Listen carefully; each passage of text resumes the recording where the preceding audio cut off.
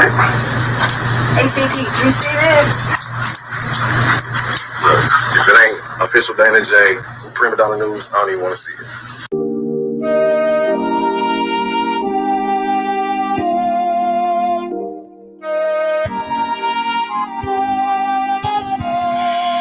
Though we don't know what tomorrow will bring us, let's live today. I'm saying just in case. Although we don't know what tomorrow will bring us, let's live today. I'm saying just in case. Dear world, I'm writing this letter in an attempt to make things just a little better. This is about living through life's stormy weather, because the truth is that we're not gonna live forever, and that's my point. Well, let me start with my boy that's doing 15 in the joint. Man, he could hoop, but he loved the street life. Could've went pro, instead he chose the street life. He turned rapper and wrote about the street life, but still could not make it out the street life. And one day he bought a Glock. Wait, now page number 2 will take you to another block. A man and his wife can't get along, all they do is fight. Both too stubborn to apologize, and sometimes it gets so bad they hope each other die. And one day she couldn't take it no more, so she decided to run out of the door. She jumped in the car and swerved off in a rage, and baby I'm sorry was all over his face. Oh, we don't know what tomorrow will bring us, let's live today. I'm saying just in case. Now that my homie done bought himself a gun, he stuck up some liquor stores, now he's on the run. Do anything to avoid the police, now he's strung out on drugs and life is getting deep. To anyone, he would do anything, give him the chance and he'd steal anything. Next thing he did really screwed up his life, but first let's go back to the husband and wife. Now he's on the phone with his pastor, and she's on the phone with her mother. He tells his pastor the woman is driving me crazy, then swore up and down she's not the same lady. She says, Mama, the man has been treating me so bad ever since we found out that I couldn't have babies. Then Mama says to her, girl, hold on. Pastor says to him, be strong. No, we don't know what tomorrow will bring, so let's live today. I'm saying just in case. Although we don't know what tomorrow will bring, let's live today. Saying just in case. Now there's a warrant out for my boy's arrest, cause he done went and stabbed someone in the chest. Man, them drugs just got him breaking all of the rules now. His face is posted up and all over the news now. Meanwhile, on the other side of town, the husband and wife are starting to break down. She says to Mama, maybe I ought to call him. And Mama said, now that's the spirit. He says to Pastor, maybe I should call and say I love her. He say, I'm sure she loves to hear it. Then she gets a call on the other line. It's the doctor saying your test results came back fine. Congrats, girl, you're pregnant. Then she cries, finally a miracle sent from heaven. Now meanwhile, the other side of town, all hell done broke loose and it's going down. Cops chasing Reginald all over town. He's running every red light and driving real wild. Now meanwhile, and this ain't fiction, here is where I need y'all to pay close attention. She's so happy, she calls her husband up. He says, I'm sorry, baby, just as soon as he picks up. She says, I'm sorry too, and I got good news for you. Steve, I'm pregnant and on my way home to you. He jumps for joy, scream hallelujah, thank you, Jesus. While Reginald is still chased by police. She takes the highway, it'll get her there much faster. Reginald on the skyway, chase lasting forever.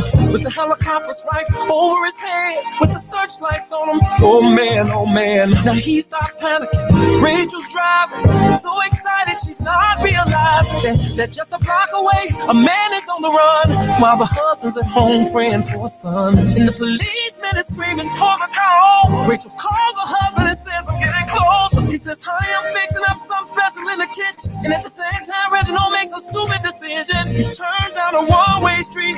Then Rachel notices this car coming and yells out, Steve, out of control, a senseless mission. Next thing you know, a head-on collision.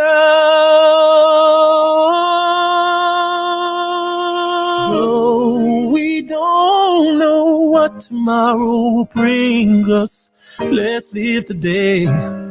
I'm saying just in case.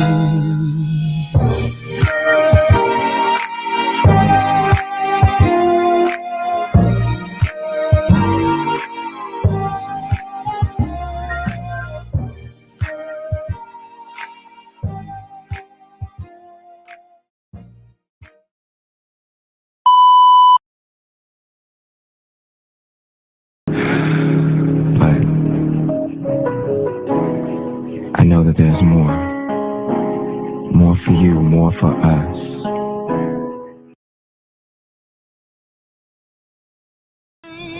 Children, rain all night long.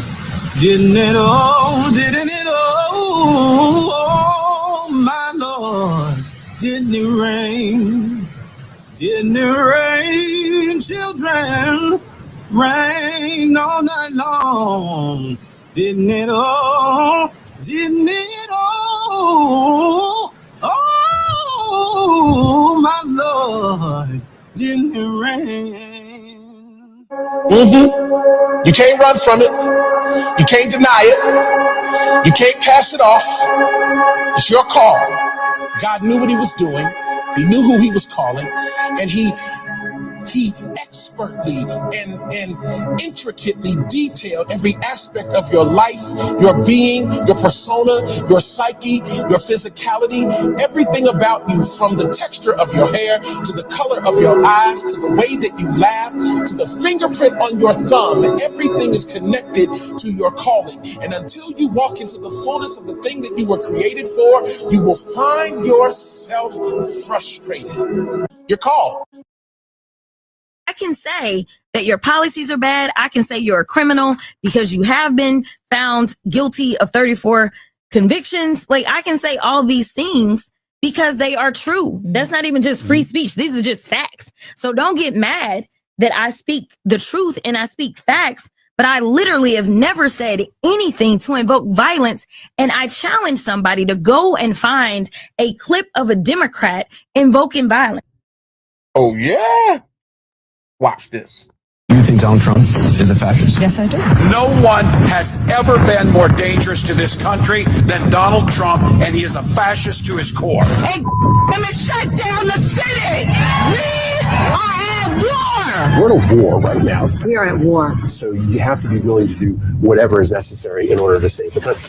And that's why the gloves are off. Donald Trump and the MAGA Republicans represent an extremism that threatens the very foundations of our republic. And yes, there are many threats to democracy. We see it with these extreme candidates. I just don't even know why there aren't uprisings all over the country. Maybe there will be. You can only push people so far. And then they start to take matters into their own hands. What the American public want is for us to bring actual weapons to the smart fight. This is an actual fight. You know, this is literally call to arms. The MAGA movement is a threat. Michelle would says that, when they go low, we go high. No. With all due respect, if they go low, we don't go high. When they go low, we kick.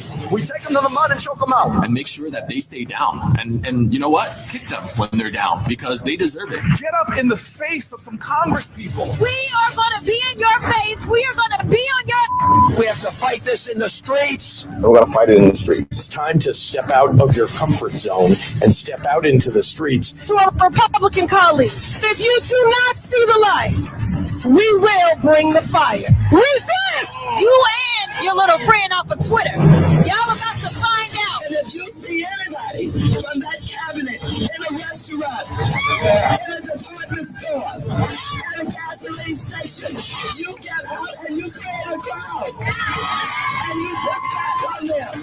And you tell them they're not welcome anymore, anywhere. We are not going to have a third term. We may not see the streets. Yes, the last few days you woke up thinking there might be news. Just saying, there will be news sometime. Just so you know, there will be news.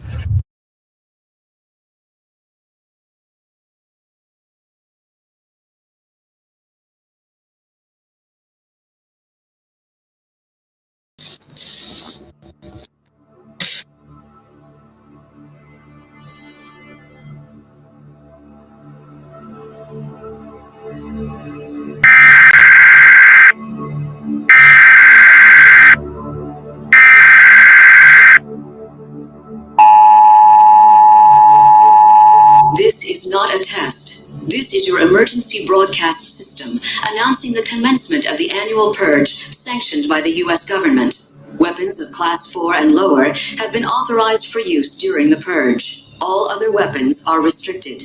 Government officials of ranking 10 have been granted immunity from the purge and shall not be harmed.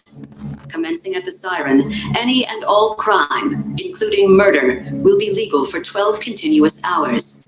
Police, fire, and emergency medical services will be unavailable until tomorrow morning at 7 a.m. when the purge concludes. Blessed be our new founding fathers and America, a nation reborn. May God be with you all.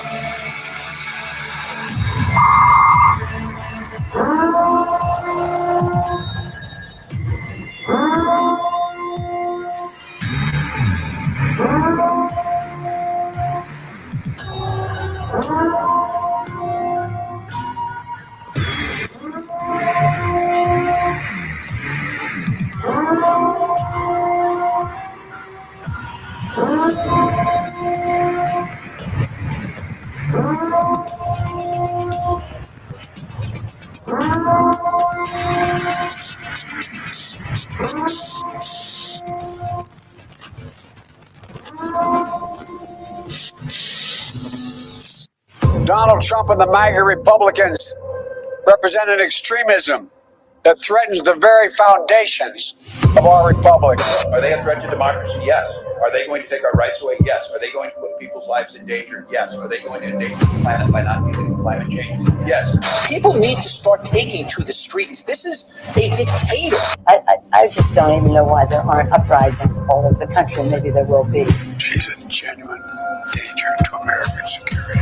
They're still going to have to go out and put a bullet in Donald Trump, and that's a fact. We have to preserve our democracy, or speak out against lies and hate. There needs to be unrest in the streets for as long as there's unrest in our lives. Have a consistent narrative about how dangerous Trump is. President Biden has been clear-eyed about the threat that the former president represents to our democracy. Donald Trump is an existential threat to our democracy and our most fundamental freedoms. Kamala needs to stop saying that President Trump is a threat to democracy.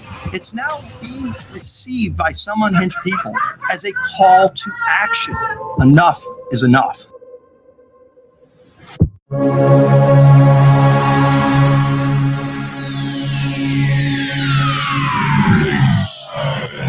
Gentlemen, may I have your attention, please? The show starts in 10, 9, 8, 7, 6, 5, 4, 3, 2, 1, go.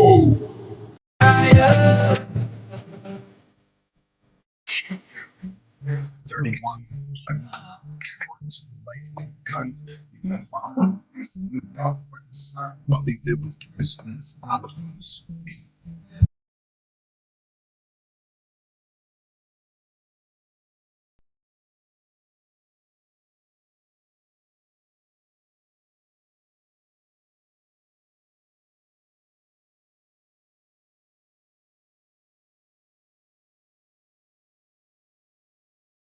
Whatever you want, whoa, whatever you need, my heart belongs to you. Oh, whatever you need, there's nothing I won't do. Oh, whatever you want, oh, my heart belongs to you. Oh, I say whatever you need. Oh, yeah. Whatever you need. My heart belongs to you. Whatever you need. There's nothing I won't do. Whatever you want, my heart belongs to you. I say whatever you need.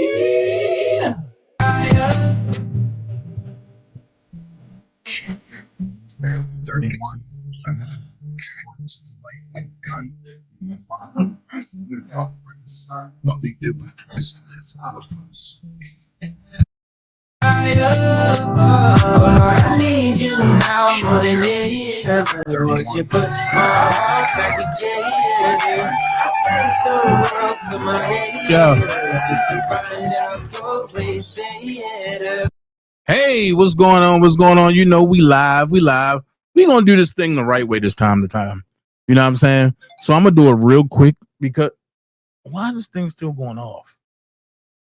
Hold on. That's why. So I'm streaming live on multiple platforms, right? But I've been lately getting some flack directly on Facebook.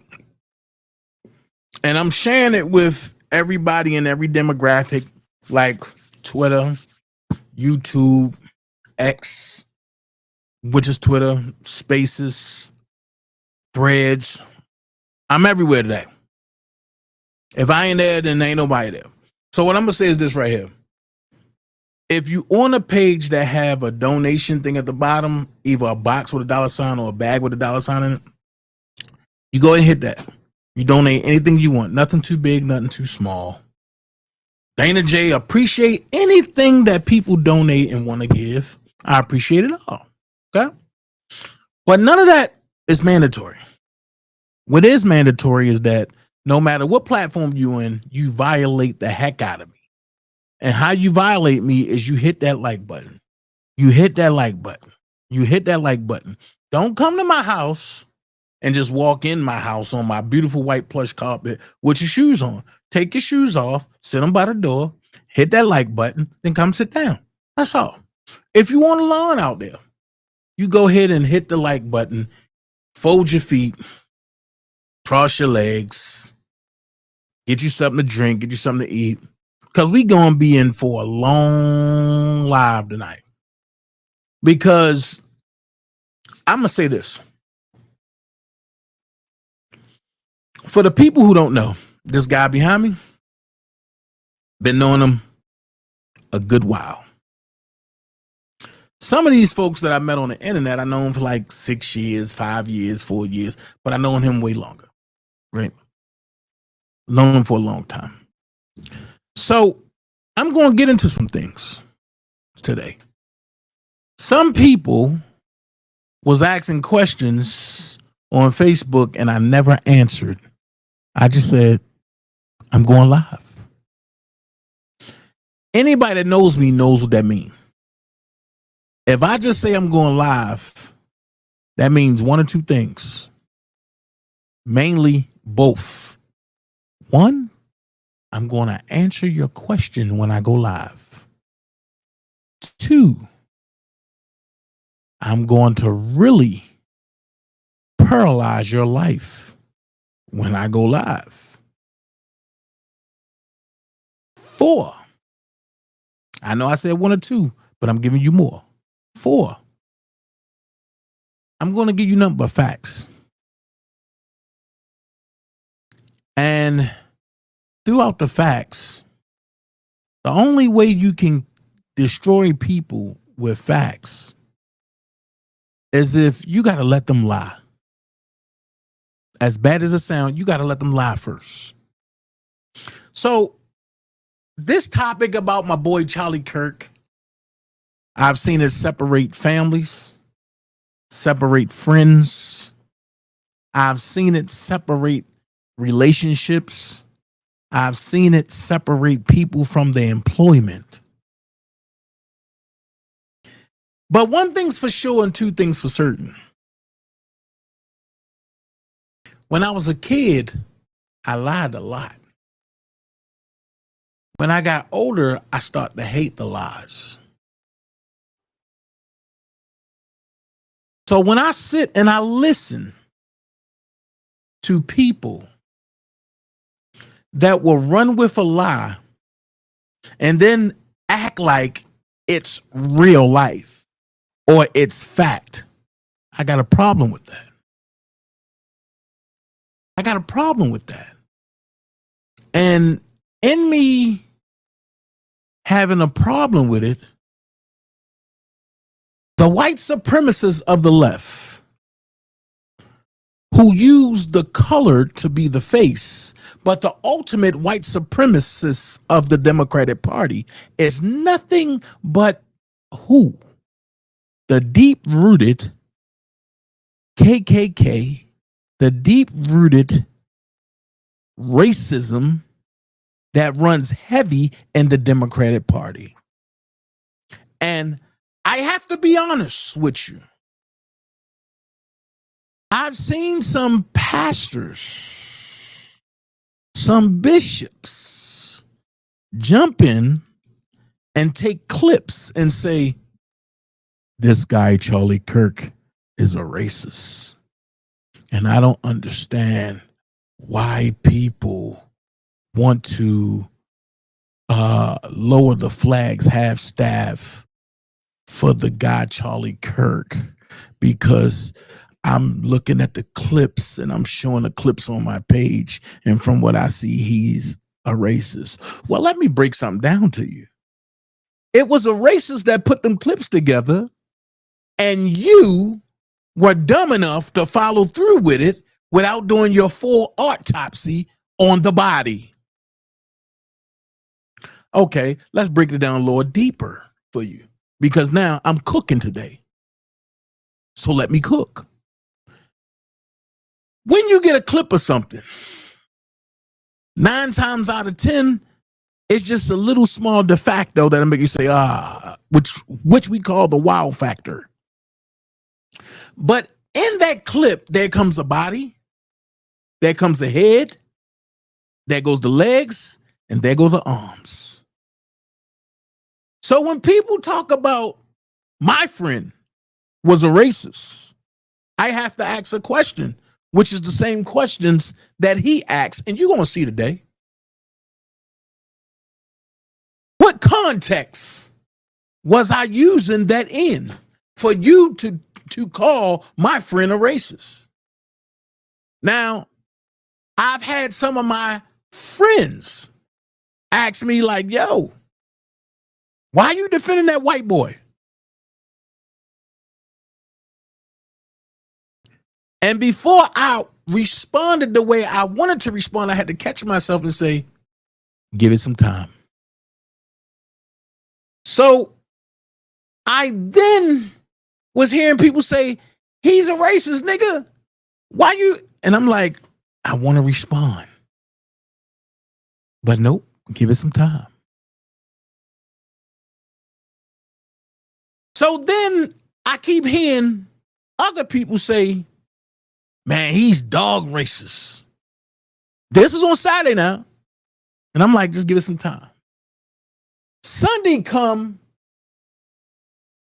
and the stepping fetching boule niggas took to the screen to say what they gonna say. Now watch this. At this point, I'm boiling. I got tears coming down my eyes. I'm ready to dog walk these niggas, especially that nigga Jamal Bryant. Now, I know people will say, oh, Dana, you shouldn't have said that.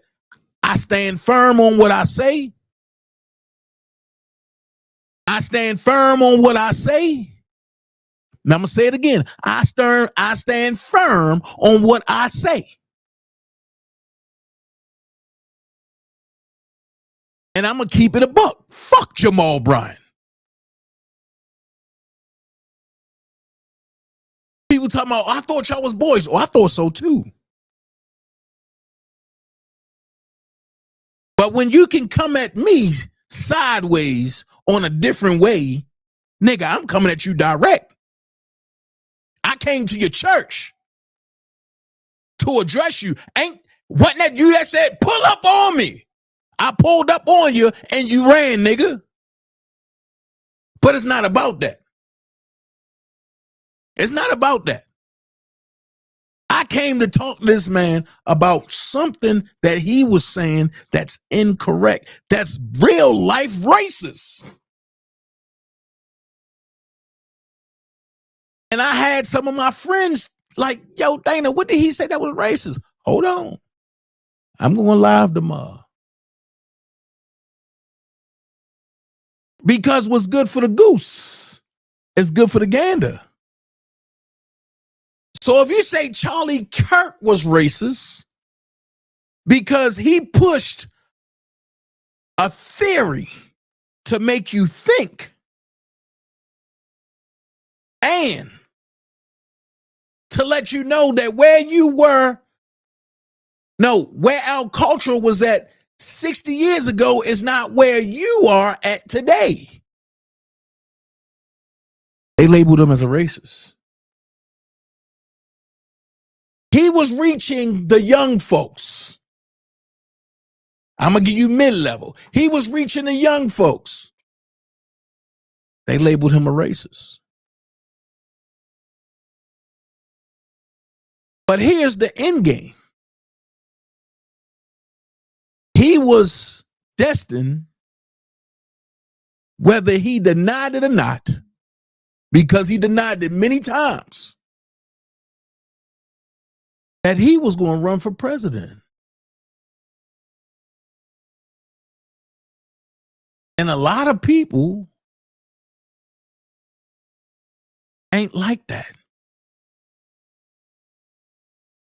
We can't have this young dude who defied life run as a president. He was supposed to go to college and be duped like the rest of the people.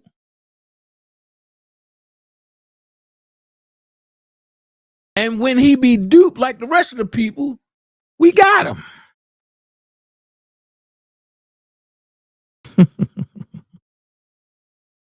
But watch this. He dropped out of college and built a multi-million-dollar movement and a franchise and buildings everywhere, mainly in Arizona. On top of that, Charlie Kirk was a child of God. He ain't in the four walls like Jamal Bryant's scared ass is. He ain't in the four walls like his boule partner Al Sharpton is. Charlie Kirk was in the street, testifying, ministering, and breaking down the theory of indoctrination versus truth. Now we're going to see a multitudes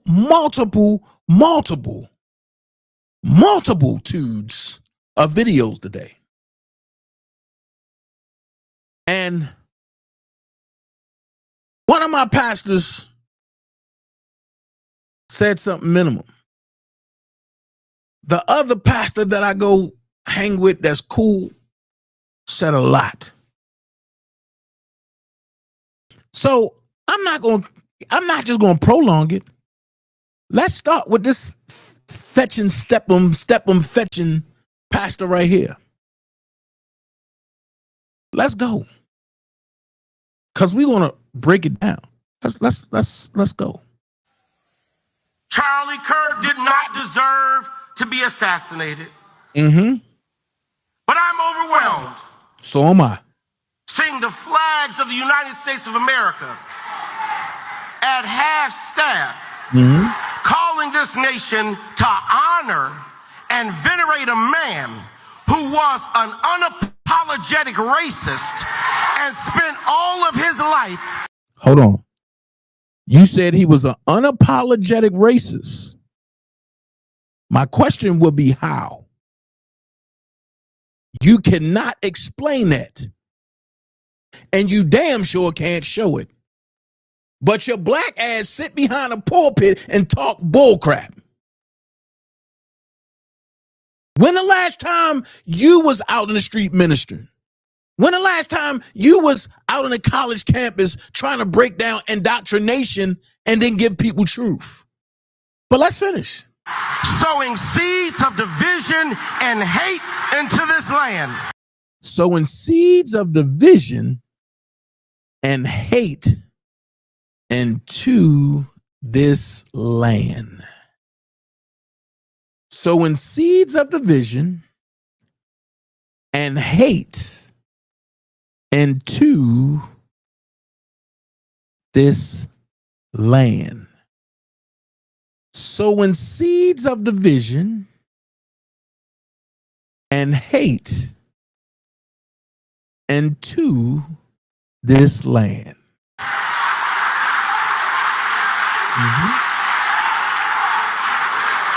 And hearing people with selective rage who are mad about Charlie Kirk but didn't give a damn about Melissa Hortman and her husband when they were shot down in their home tell me I ought to have compassion for the death of a man who had no respect for my own life. Now, let's pause here. Melissa Hortman is somebody you're going to hear me speak on a lot today. Because Melissa Hortman was unalived by another radical lunatic of the Democratic Party because her husband and other people were changing their perspective and votes from Democrat to Republican. If you think I'm lying, go look up the case. Better yet, I'm going to do it for you today. You just got to wait for it. So we have this pastor. I don't know if he's a Democrat, but we have this pastor that set up and told the lies on Charlie Kirk. Let's go. I am sorry, but there's nowhere in Bible where we are taught to honor evil. Nowhere in Bible where we're taught to honor evil. I should have saved this for later on because I could have migrated that into the other thing. But nope, I couldn't wait. So let's go. And how you die does not redeem how you lived. Now listen, I want everybody to peep that. How you die does not redeem how you live. Right? I want the Dems to remember that. Here we go. You do not become a hero in your death when you are a weapon of the enemy in your life. You do not become a hero in your death when you become a weapon of the enemy in your life.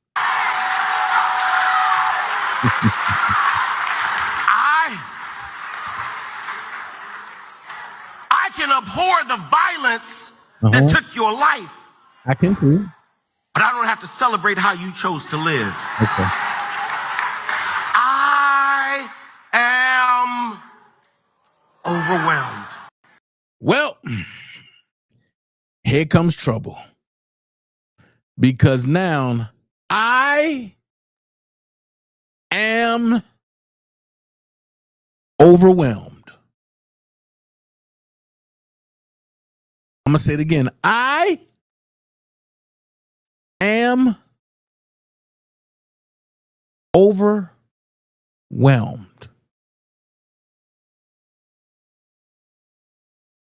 Because now we can go to school. There's no other party but the Democratic Party that will break down hate the way they do. And the reason why they hate Charlie Kirk so much is not because of Charlie Kirk. It's because he supports Donald Trump.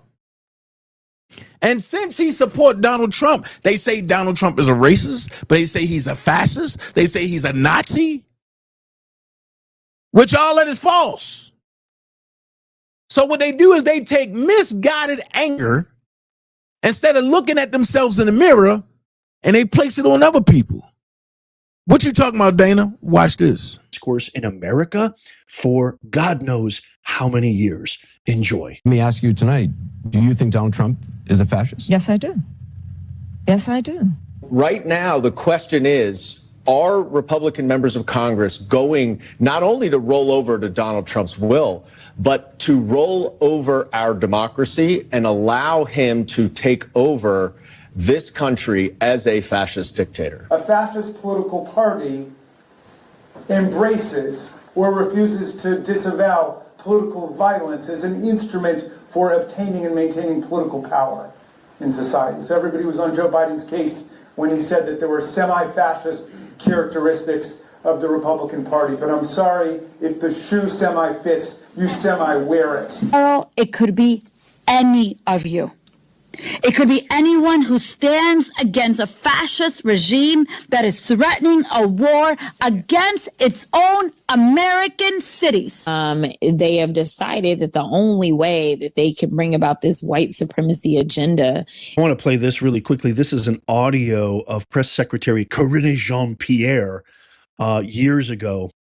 Well, not that long ago, actually, last year during the election cycle, when asked, this was right after President Trump had more than one assassination attempt. I was live during Butler, which was one of the most terrifying broadcasts I've ever seen, next to this Charlie Kirk broadcast, because I was live when I found out he was gone. I still can't believe it. But listen to what she says when asked. A reporter says, well, isn't this the same type of rhetoric that causes all this violence? Listen to her response. In the president's Christmas address, he called for Americans to reject the poison of politics.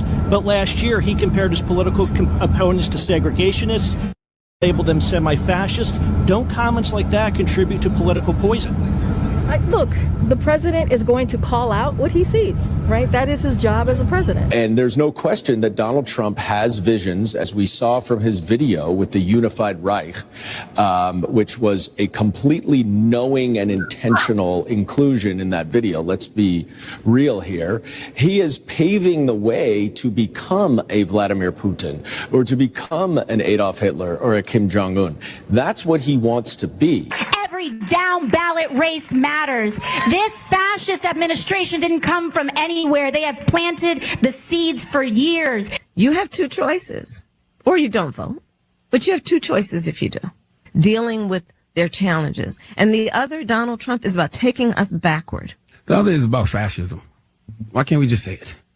Yes, we can say that. Donald Trump is a fascist. We're not going to let him stop us. Are you with me on that? Ándale.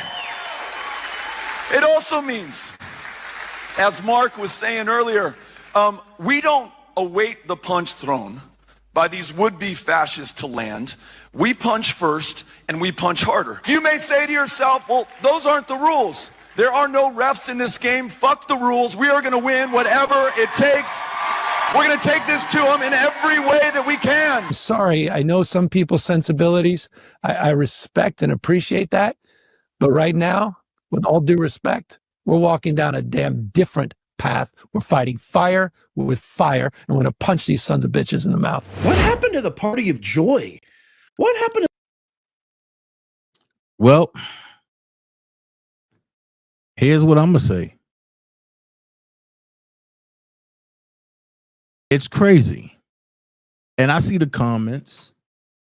Lady Lieber said, I deep dived him. I agree with some things he said. Fashion said race has nothing to do with anything. Some of the white people are so sweet and nice. A lot of them get false info from the fake news stations. Facts. Then I got Kendall Berry that said, you keep talking about Jamal Bryant and he don't even acknowledge you and put laughing emojis. That nigga ain't going to acknowledge me because he can't debate me. Now Jamal is smart as hell and can preach his head off, but he's a racist. And I'm going to prove that today. However, the first lie that folks said about Charlie was that he don't like black people. Well, I'm going to go here. I don't like black people. Because if black means death, how can you like somebody that's dead? I like colored people. I like people that's upbeat, that's alive, that I can hang around. I don't like dead people, and I damn sure don't like niggas, because anybody can be a nigga. And a nigga is only a person that don't know how to act around public. But, you know, what I know. Check it. Charlie Kirk, they said Charlie Kirk was actively racist, especially towards African Americans. He even said the Civil Rights Act of the 1960s was a mistake. Y'all remember y'all sent me that? I told you when y'all sent me those lies, I was going to destroy y'all ass today, right? And I was very nice in asking for him because I had an agenda. Now let's listen to what he really said, and let's see, and let's all see together if Charlie Kirk was a racist. Okay, let's go. Mistake. What do you mean by that? Yeah, so the parts of the Civil Rights Act were great, but the way it's now being implemented to force men in female bathrooms, to push forward of the trans agenda, the intent of the Civil Rights Act is way beyond what it was originally authored for. But the intent specifically originally was to... Well, that's interesting. So the intent and the law are two different things. So the intent was noble, which was to say that no American can be not allowed into a place of business based on the color of their skin or their ethnic heritage. Totally agreement with that. Totally agreement with that. Totally agreement with that. That's not what the law only did. It created a massive anti-racist DEI army that then gave us affirmative action. For example, recently Merrick Garland sued using the Civil Rights Act, saying that we cannot have voter ID in certain states because it's a violation of the Civil Rights Act. So basically what the Civil Rights Act did is that it went beyond disparate impact and then went to disparate effect. In the sense where if black Americans are not doing as well as white Americans in a certain category, you can now use the Civil Rights Act and say that's a violation of the Civil Rights Act, even though there might be other contributing factors. Does that make sense? Yeah. So it's too broad, too wide, and it's now doing a lot of damage to the country. It's being used well beyond its original intent. You said the Civil Rights... Hold on. So did y'all understand that? But you know me, I'm going to play it again. Because the dude said, you said the Civil Rights Act. Hold on. You know what? I'm going to let him say it. Check it out. Civil Rights Act was a mistake. What do you mean by that? Yeah, so the parts of the Civil Rights Act were great, but the way it's now being implemented to force men in female bathrooms, to push forward of the trans agenda, the intent of the Civil Rights Act is way beyond what it was originally authored for. But the intent specifically originally was to... Well, that's interesting. So the intent and the law are two different things. So the intent was noble, which was to say that no American can be not allowed into a place of business based on the color of their skin or their ethnic heritage. Totally agreement with that. Totally agreement with that. Totally agreement with that. That's not what the law only did. It created a massive anti-racist DEI army that then gave us affirmative action. For example, recently Merrick Garland sued using the Civil Rights Act, saying that we cannot have voter ID in certain states because it's a violation of the Civil Rights Act. So basically what the Civil Rights Act did is that it went beyond disparate impact and then went to disparate effect. In the sense where if black Americans are not doing as well as white Americans in a certain category, you can now use the Civil Rights Act and say that's a violation of the Civil Rights Act, even though there might be other contributing factors. Does that make sense? Yeah. So it's too broad, too wide, and it's now doing a lot of damage to the country. It's being used well beyond its original intent. Well, that kills that lie. I'm just saying that's one lie down. So in my book, that's one lie down. Then I'm gonna ask y'all, is that racist? Is that racist, y'all? Can somebody tell me that that's racist? Because what he said was, I agree with that. However, a Democrat, Merrick Garland, sued the government over that act.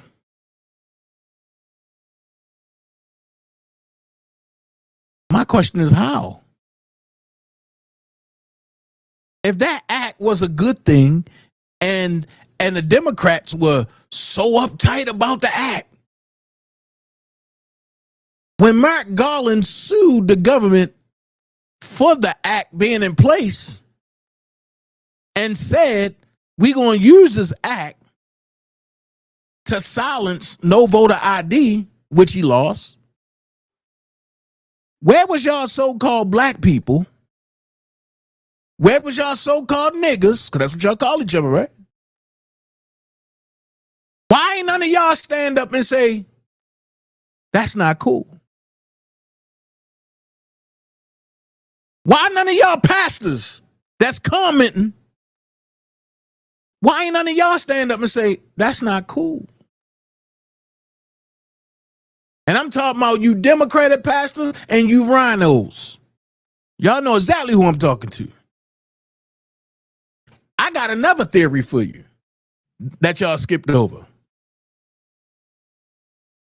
It's been 7 years since Black Lives Matter was formed. They have raised over $1 billion. They haven't had one neighborhood cleanup, sent one poor black child to college. Wait. They haven't sent one poor black child to college. They never brought school supplies.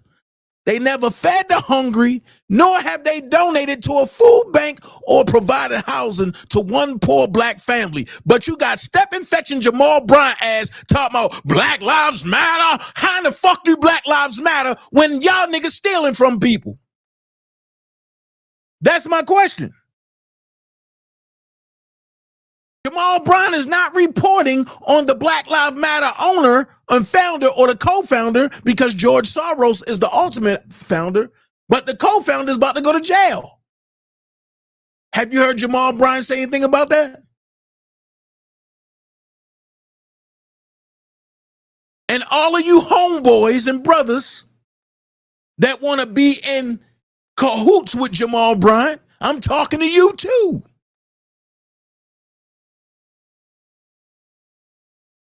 So how do Black Lives Matter when y'all niggas destroyed cities and turned over whatever y'all can turn over to try to burn in a city and then stole from the people? It sounds like a lying pastor that's staying there up at New Birth, don't it? It sounds like a lying pastor that's staying up there in New Birth, don't it? The same nigga that stood in the pulpit and said the church goes against sexual activities all along. No, the real church goes against the order that y'all niggas trying to put in place for the new church. If you want to talk Jamal Bryant, how in the hell was you married and you still had children out of wedlock, nigga? But you want us to take you serious, nigga? We shall overcome. We shall overcome y'all fake ass pastors. And I said, everybody should speak up. There's no longer holding tongues. Black Lives Matter brought buses and everything. See, y'all got the wrong one started. Let's talk. Let's have the uncomfortable conversation. The Democratic Party hero was George Floyd. Did I like what happened to George Floyd? No.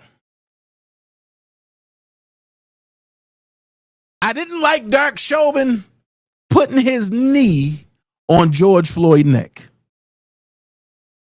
I hated that. That was unethical. That wasn't right. And that's where a lot of my other constituents disagreed.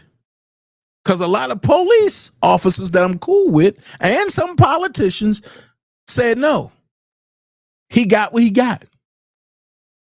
But what I can respect from them is that they didn't go public and try to destroy George Floyd. Now, them niggas made him into a martyr. The Democratic women said, I felt George Floyd because he said, mama. Okay. What did George Floyd do for the community? Y'all want to be transparent? He helped destroy the community. Because not only was he buying drugs, he was selling drugs in the community.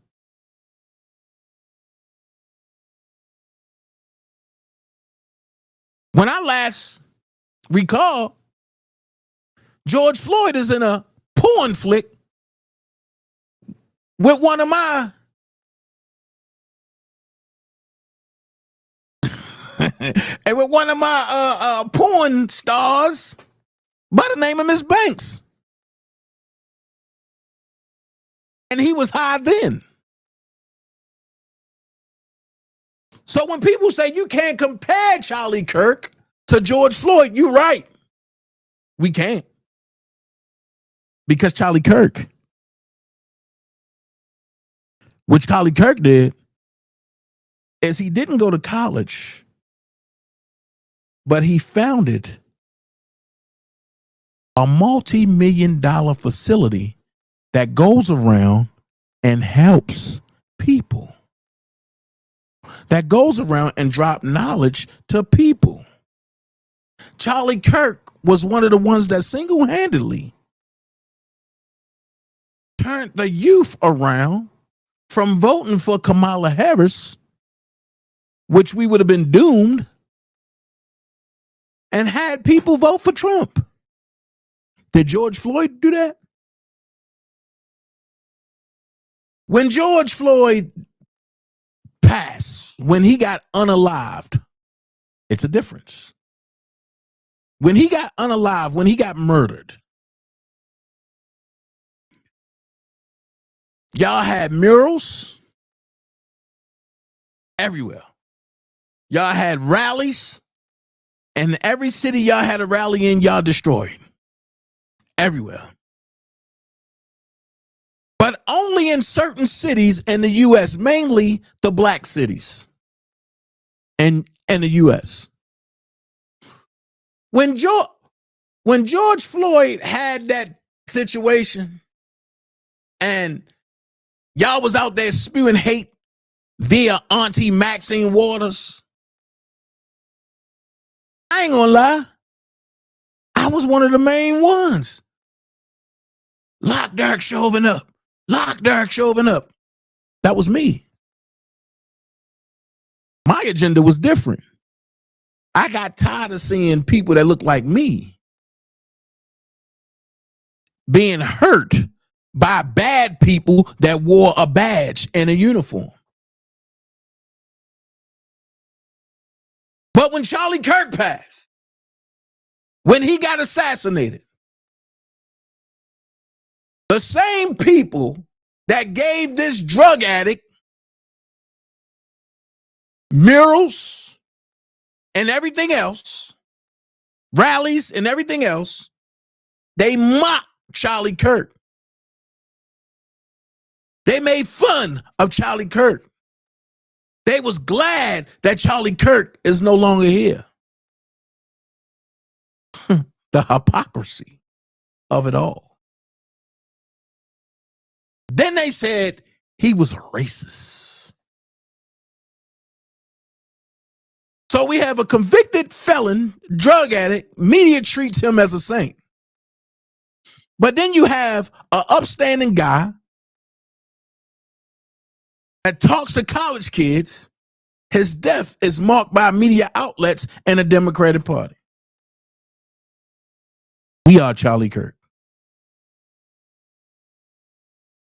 Now, Mike Lee said it the best. They called him a fascist. They compared him to Hitler. They never bothered to get to know him. Had they done so, they have learned quickly that Charlie Kirk embodied so much of what makes America great. Instead, they assassinated America's biggest champion and one of the most loyal citizens. Let's look at it. Anyone who disagrees with them, who? The Democrats. They get unalive. And then they play the victim. Why did guns do this? No, guns ain't do that. Y'all did that. So here's where we at. We are no longer accepting things we cannot change. It is now time to change the things we cannot accept. That is now the Republican Party slogan. No, I'm sorry. That is now the MAGA slogan. We are no longer accepting things we cannot change. It is now time to change the things we cannot accept. And you can take it how you want. You can take it how you want. But one thing's for certain. Two things for sure. Enough is enough. Now, I had a debate last night with a friend of mine. And that friend of mine was kind of upset with me. And she said, white people. And I said, please don't say that. And she said, no, white people commit the most crimes in the United States. And I told her, there's no such thing of white people. White is a shade. Black is a shade. So there's no such thing of a black person or a white person. They're both shades. And she said, no, you know what I meant. No, I know what you said. It's a difference. I know what you said. I don't know what you meant. And the problem is people often misquote a lot. And then they say things, and then when you catch them and check them, then they want you to say, oh, you know what I meant. No, I don't know what you meant. I know what you said. And if what you said is not what you meant, you shouldn't have said it. Ain't that's what we're taught? That's the indoctrination. Instead of thinking, you were taught to say things that you claim you did not mean to say.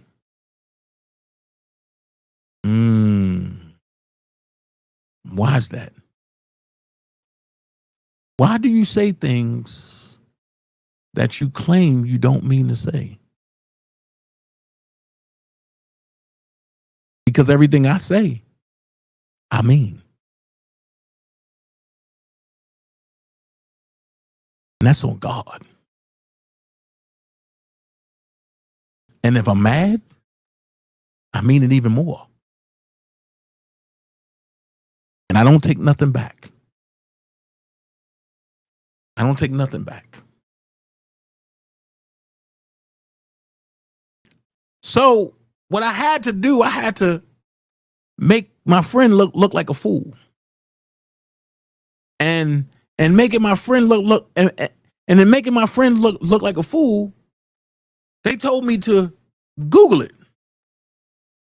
Y'all know I don't like Google. But when I Googled it, this came up. And it said, because I said, who commits the most crimes in America? Blacks or whites? It said official record studies consistently show that blacks exhibit higher levels of involvement in criminal offending than whites do. And when I said that, and I read it, they got mad at me. My question is why? My question is why?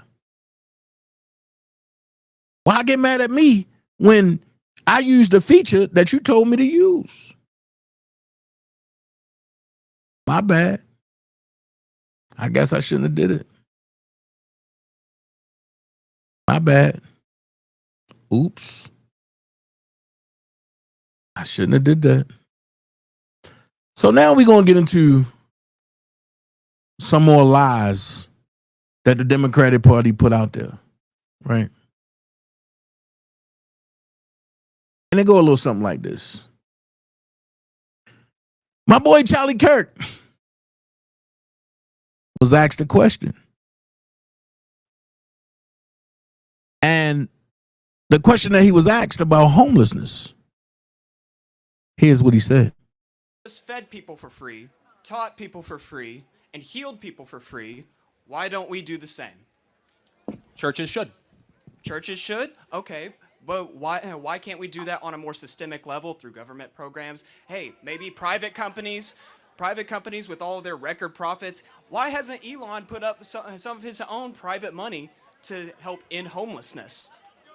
Because homelessness is not a money problem. Almost every single one of them has either mental problems or drug disorders. It is not a matter of lack of capital. It's that they should either be in an asylum or they're doing hard drugs and they don't want to stop.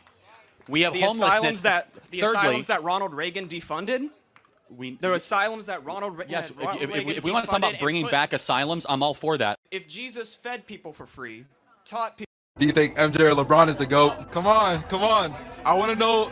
Do you think it's easier to score points in 2025? Wait. This is a off-the-record conversation about Michael Jordan or LeBron. Charlie Kirk, a Caucasian guy, against a college student who's a colored guy. Now, racist people don't have these type of conversations and be happy about these conversations. Let's go. Lady Libra, hold on. Before I go there, Lady Libra said, Dana, you only looking from one perspective. No, I'm not, but I'm looking at everything. And then you said, so Dana, do you agree with that? I clearly do. Because homelessness, by me being out homeless at one point, and by me working with them at one point, and still seeing and what's going on, one or two things is going on. People that want to stay homeless is a mental thing or is a drug habit. I didn't agree, nor did I like me being homeless. I was only homeless for like a little bit, but I had to change that.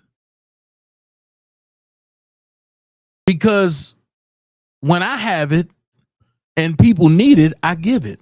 But when I need it, nobody's there to give it back.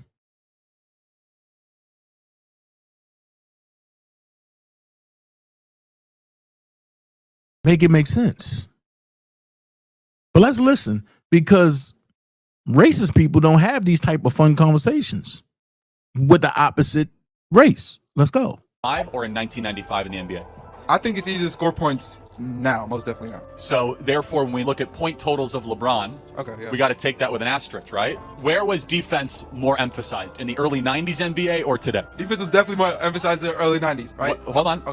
When was the NBA more popular, 90s or today? I think the NBA is more popular today. No, it's not even close. NBA's going down. It's a joke. The last 10 years, who's been the face of the NBA? Like LeBron. In the 90s, who was the face of the NBA? Jordan. Wait, so Jordan made the NBA more popular and LeBron made the NBA a joke? No. The NBA is on verge of collapse. No one wants to watch it. Crowd attendance is down. They got to give away free food. They got to give away free beer. How many NBA finals did Jordan lose? 6-0. How many has LeBron lost?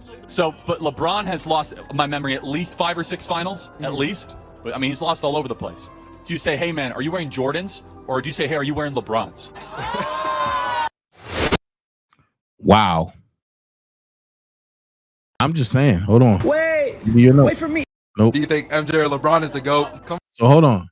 So that was, that was a good exchange between two people who don't see color, but they just talking about a situation.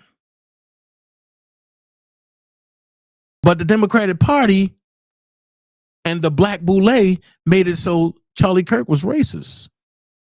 My question once again, where?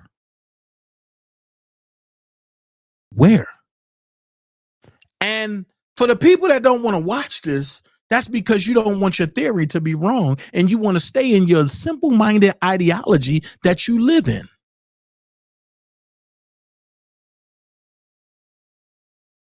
And now I'm going to address this. Some people say, well, Dana, you're a coon. I'm a coon because I don't see color. I'm colorblind. I don't see color. I see individuals. I see souls. And it was a pastor that said it to me. See, I could have been real nasty and put that pastor name and church out there and call for everybody to not go back to that church. But I'm not going to do that. Because what I'm learning, even in death, you don't react to ignorance. And I did that over the weekend. I'm no longer giving my power away. But let's continue. Let's get deeper. This is one of the things they said Charlie was racist at. Let's go. I'm gonna quote you real quick. You said, if I see a black pilot, I'm gonna be like, boy, I hope he's qualified. Are you gonna do that?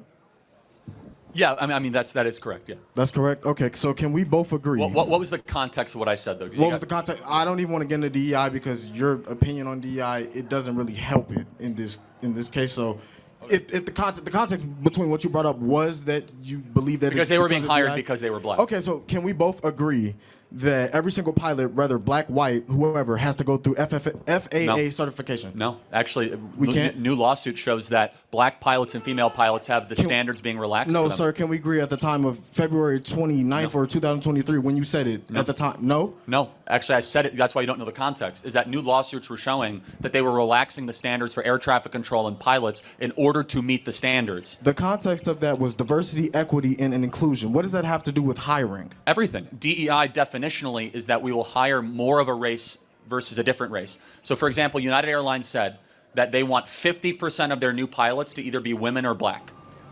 Okay. Currently, just so you understand, it's like 8%. So they want to go from 8% to 50%. Okay. And every time DEI is implemented, every single time, the lowering of standards occurs. Every single time.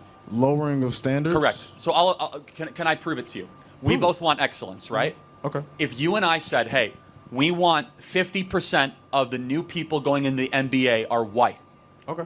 Would the NBA drop in its standard? No. The National Basketball League? No, if we said 50%, if we say if 50% of the NBA dropped and it was only white. No, you're saying would the standard go down? I'm not hearing what I'm saying. If 50% of all new people going in the NBA were white, by decree, would the quality of play of the NBA decrease? Would the quality of play in the NBA decrease? Yeah. No, if they're the same standard of basketball play. Hold on, let's talk realistic. Well, what are you saying realistically? You're asking me if 75% of the NBA is black.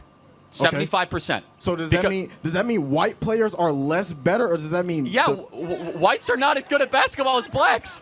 Okay. I mean, we got some big. Everybody, calm down. We got some big exceptions. I mean, we're very proud of Larry Bird. Okay. No, he's good. We're very proud of Luka and Nikola. However, the point being, let's implement DEI in the NBA. Okay. If all of a sudden 50% of all the players have to be white, which means they have to say no to otherwise good black players. There was a time where this happened, right? Well, no, I of course, and the league wasn't as good. That's the point. No, you understand that there was a time where the exclusion of African American players was in the NBA, right? No, for sure. I acknowledge that, and the league got better as blacks were allowed in. Did it get better, or did we just integrate ourselves in? Well, hold on, but wait, the players in the league averages around that time weren't worse. We just got better. Hold on. Do you actually think that? Why is it that 75% of the NBA is black? Right now? Yeah. I mean, well, it was a certain point around 1965 why where is a law passed where we can actually... Why is it that 75% of the NBA is black? Because we integrated into the league. No, because the best players are allowed to play in the NBA. Well, actually, the best players in the NBA are European-born. They're not even African-American. I mean, a couple of them are. As I said, we're very proud. No, we're very integrated within sports, but what does that prove? It proves that the NBA is not built on DEI. It's built on excellence. No, the NBA isn't proof. So when you mention DEI, you're now saying that it's... You obviously don't know what DEI is. DEI... How I know what DEI is if you're not giving me a proper explanation on what it is. DEI is racial quotas. Racial quotas? Yes. You've never heard of DEI before. So, do you know what a racial quota is?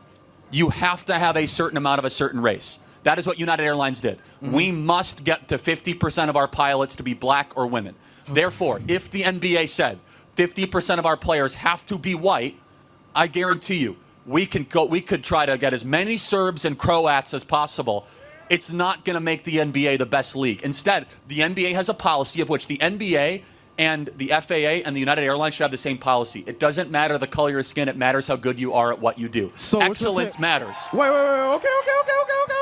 So what you're saying is, everybody's good? So what you're saying is the NBA is a great example of...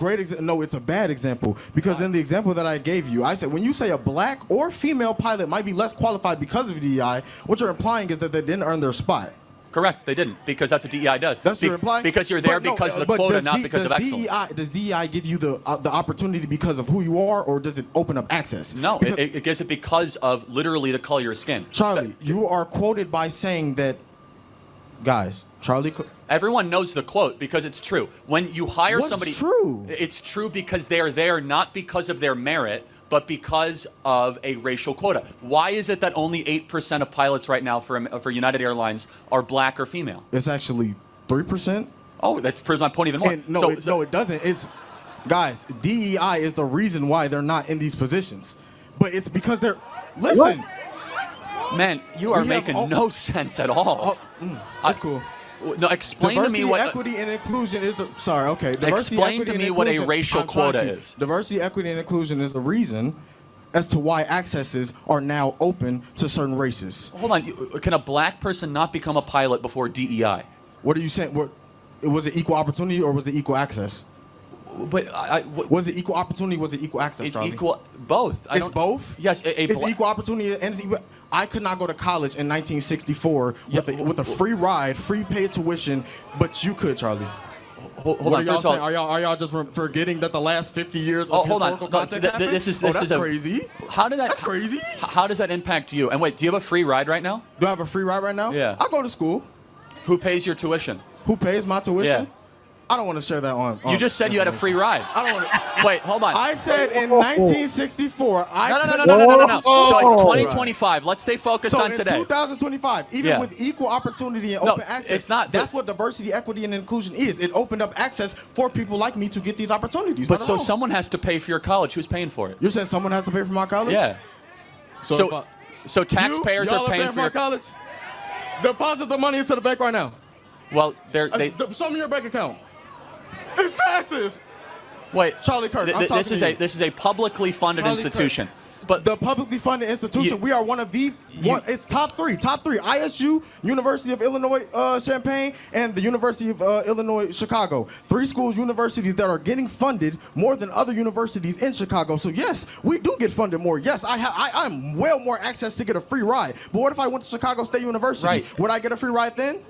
I wouldn't recommend anyone goes to Chicago State. Why not? Why not? It's a terrible school. Well, Charlie, are they funded? I don't know the specifics. You don't know the specifics? It's not exactly a reputation of a great school. I can tell you, Illinois State. It is not a funding Illinois issue. State gets 92% of funding in the state of Illinois for universities, for public universities. Chicago State gets basically none, virtually none. Okay, great. What you're saying is, it was opened up accesses. What I'm presenting to you is that the access that I was allowed. Okay, so what do you mean by access? What do I mean by access? How do black people not have access to a better life in America? What's preventing them? What's preventing black people from having a better life in America? Yes. What's preventing them? Police, the government. Hold on. No. Police. How many unarmed black men die? How many unarmed black men die from the hands of police every year? The unarmed nationally? Black? Are you serious? How many? Charlie Kirk, we're talking about something that No, you just said police. How many unarmed black men die at the hands of police every year? Did I say that is the reason why you just said police? Policing is an issue. You're right. We don't have enough police on the streets of black neighborhoods. The police department is well more funded than our normal libraries. What is the #1 cause of black death in Chicago? Are you serious? Other blacks killing blacks. Are y'all saying other blacks? Yes. Other blacks? Who's killing the blacks from Chicago? A bunch of kids from Highland Park? Black, 22% Hispanic. That's very, very, very broad. Where are those locations at? Where are those locations at? East. No. You're saying East Garfield? You've never been to East Garfield in your life. Yes, I went once and I'll never return. You're from East Garfield? You've never been to East Garfield in your life. Tell me very clearly. So we're saying these broader locations is these smaller locations. Who is killing the blacks in Chicago? Who is killing them? Of 1,000 African Americans who you're taking statistics from communities. Who is killing? No, I want to have a conversation with you. What did you expect, Charlie? Who is killing them? Who is killing African Americans? Yes. People are killing people. No. What race is killing them? Why are y'all trying to act like African Americans are just solely murdered? People are killing people. No. What race is killing? Is it white people killing blacks or blacks killing people blacks? People are killing people, Charlie. Okay, but hold on. What race is You're killing saying the other what race is killing what race more? That does not matter. It does matter because it's a black-on-black problem. It's a and blacks need to solve the problem of black-on-black violence. Is it a black-on-black problem or is it a crime problem? It's a black-on-black problem that is a crime problem. Because I'll tell you why. If it was a bunch of kids from Deerfield coming in with guns, it would be a white problem. But somehow, if it was a black-on-black problem, oh, it's a crime problem. It's systemic injustice. If the police is not enough funding. No, what you're saying is, Charlie, you're forgetting that these locations that you're bringing up are secluded by these races. So these races might have a easier time with policing. And, yeah, they're going to have nearly response time of 2 seconds. Wait, it's the police's fault that so many blacks are killing other blacks? Who just said that? You did. I said that? Yes. No, but no, please. I want you to tell me, why is it that black Americans are 13% of the population, yet they commit 55% of the murders? Where can you show me that? Again, it's FBI statistics. It's well known. FBI statistics? Where can you show me that at? Can you give me ask ChatGPT, ask Grok. Why would I ask ChatGPT when ChatGPT has shown, prove it? What? Prove it. Again, anyone near you can show you the stats, right? It's right there. Look. Man. Let's read it. 70% of offenders were African American. Wait, pull it back up. Boo, yeah. Charlie, for the sake of myself, I really do appreciate the ability to debate with you, man. I want you to think about what I asked you. Okay, you mind if I have a hat? Yeah, sure. Thank you. Thank you.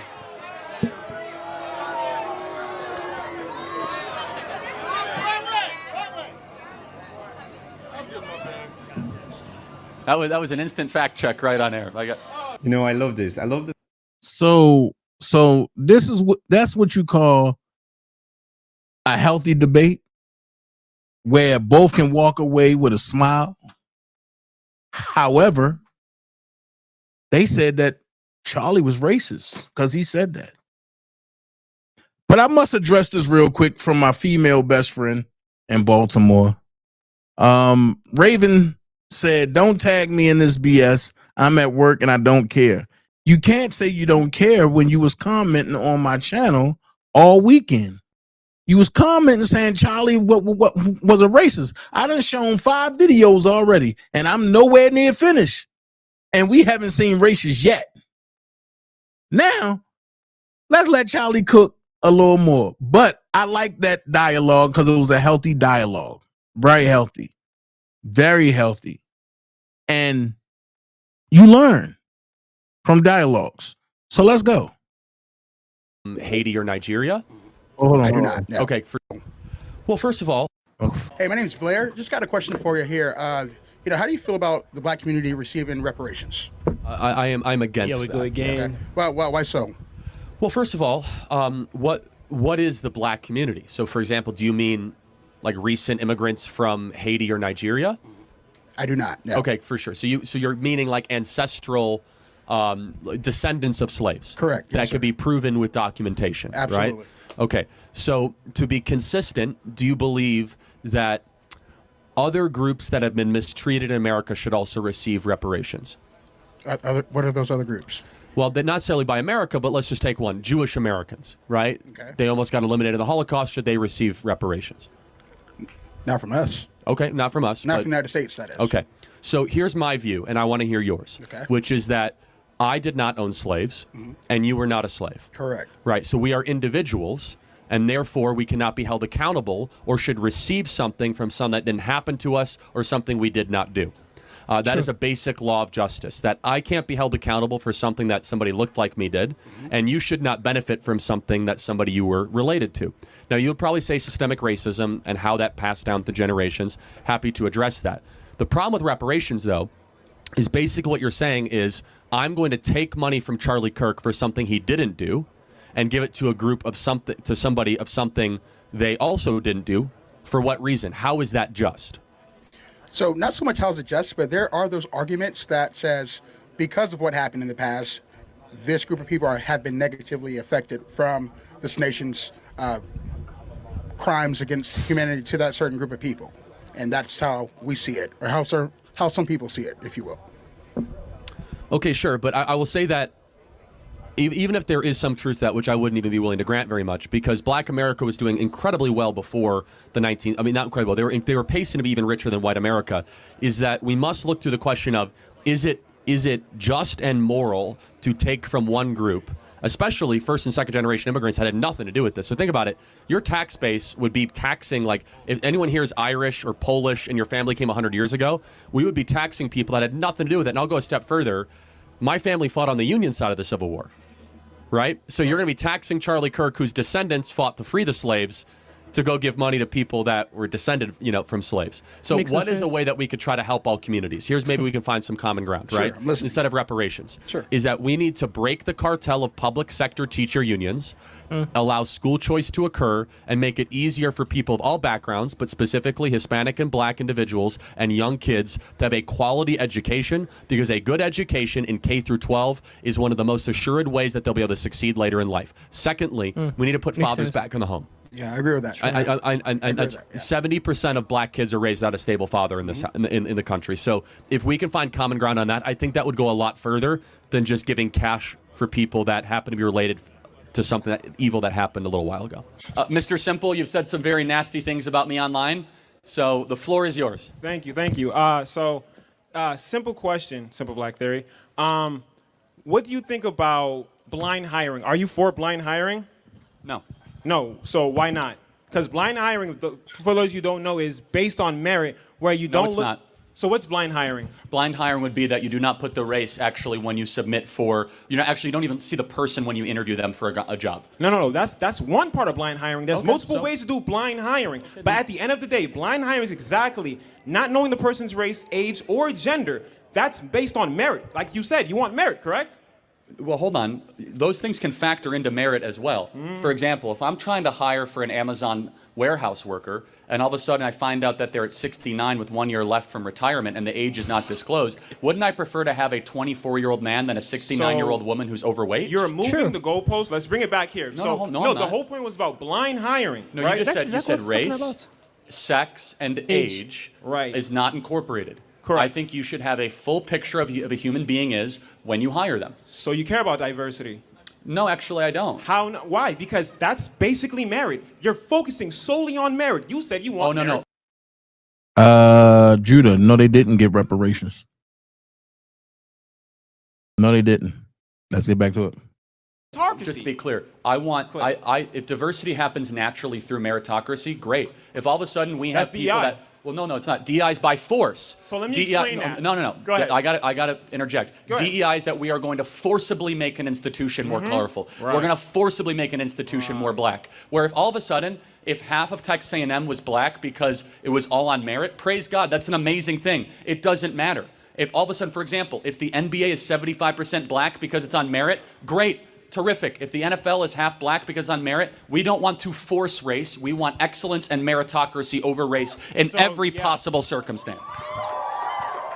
Right, yeah, my turn. Okay, so let's get into the NBA, for instance, right? Can we both agree at one point black people weren't allowed into the NBA, and then they allowed them to be in the NBA? No, that's not the NBA. That was the ABA. Wouldn't that be considered diversity? Wouldn't that be DEI in itself? No. It's actually the opposite. You see, you're mistaken, my friend.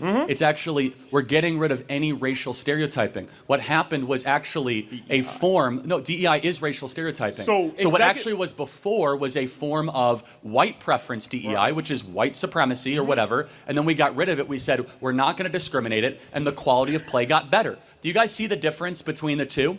You see, it's very important. Well, no, actually, I'm talking to both you and the crowd, right? I'm talking to both, right? So what ended up, what you want is you actually want to bring back a form of how Major League Baseball and the NBA used to work before we desegregated. So we can agree that Executive Order 11246 is what basically brought in DEI, correct? I think that might be it. Is that the affirmative action one? I don't know. No, it's not the affirmative action. It's for DEI. So within that executive order, where does it say that they're solely focused on making people get into jobs? For instance, like United Airlines, right? You mentioned that, well, let's pause that. I'm going to get to here. So for an example of DEI is basically your daughter, right? She decides to get a job, right? And unfortunately, it's that time of the month. She goes into the bathroom. Calm down. She goes into the bathroom. Stop. She's going into the bathroom. You're losing the audience, man. I don't care. I'm talking to you. So she goes into the bathroom, right? And she goes into the bathroom and gets a tampon or a pad that's been given from the job. That is DEI. That is literally, yes. Yeah. You don't know. That's great. So if you don't know, DEI. What? Interrupt me so you can win. Go ahead. You want to do that, right? Or be quiet and we can talk. Thank you. So, right.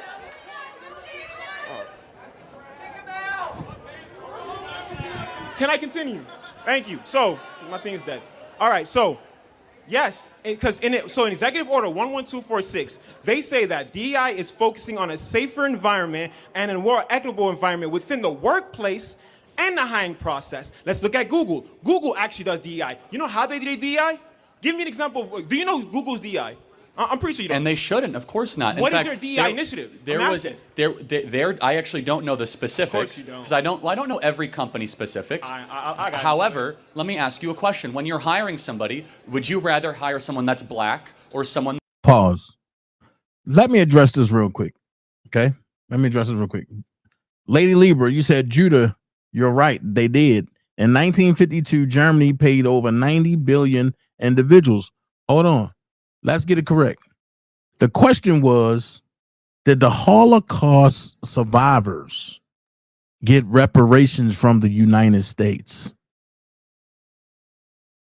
So let's go here. It says, yes, Holocaust survivors and their heirs have received significant reparations and compensation from Germany, not the United States, totaling billions of dollars since the 1950s through various funds and programs, with ongoing payments and aid for direct compensation, property restitution, and care services. The German government, not the United States, but the German government continues to provide payments to help fund social services that assist survivors. So when did the Holocaust survivors get reparations from the United States? They didn't. They got it from Germany. That there is excellent. So that's what we're talking about. That's not what DEI is. He wants to gaslight. Actually, it is. So let me prove it to you. As I said, according to the Student for Fair Admission Supreme Court case, black students were able to get into Harvard with affirmative action, not DEI. Affirmative action. Time out. You're Time out. You're getting too worked up here, man. Okay. Time out. Affirmative action is DEI in practice. You see, DEI is a theory. Wasn't it struck down by Supreme Court? Yes, and they still ignore so it. Why are you bringing it up? Because they're still ignoring it, my friend. So let's focus on my question I asked you. Hold on. Let's get back to the core macro tenet, which I think is very important. Correct. Which is, wouldn't you prefer a country built on excellence and merit, not one based on forced pigmentation diversity? Why does somebody's skin color matter? No, tell me, what differences do you as a black man and me as a white man have, and why does it matter? Okay, so why does it matter? So let's look at, because again, you don't understand what DI is, and you're trying to put it in one stance, which is not. So back to this question. So in executive order, and correct me if I'm wrong, you don't know executive order 11246, correct? So I have an idea of what President Trump signed, correct? But because he got rid of that executive order. Right. And in that executive order, it says literally, y'all can Google it too. It says that DEI focuses on both the workplace and hiring. Oh, got it. So does it focus on diversity? Now let me explain the Does DEI it have the word initiative. diversity? Yes, but we should not have any forced diversity. Period. End of story. It's not forced diversity. It does not say forced diversity, and I'll put money on that too. Does it say diversity? It says diversity. Yes. Well, then it's forced diversity. But it's not forced diversity. So what is it? It's a suggestion. So correct me if I'm wrong. Tell me if I'm lying. Does it say forced diversity in the executive order? But it has the word diversity. Does it say forced diversity in the executive order? Hold on, let me get this straight. Executive order with the word diversity. Can I give you an example of DI initiative then? Diversity? Let me give you an example of DI initiative so you have a better understanding. So let's look at Google, right? Google's one of the hardest companies to actually get into. In fact, I believe there's a 0.2% chance that you actually get the job, right? They actually run a DI initiative. Their DI initiative is called a hiring committee, where they have a diverse group of people that have been working. Awful. How? So you're telling me Google sucks? Google actually is, honestly. So y'all using Bing. Y'all using Bing. Honestly, ChatGPT's way better than Google recently. I don't know about you guys. No, but honestly, to your point though, Google has lost its competitive edge in a lot of ways the last 10 years. Hold on a second. Again, Google does a lot right, but hold on.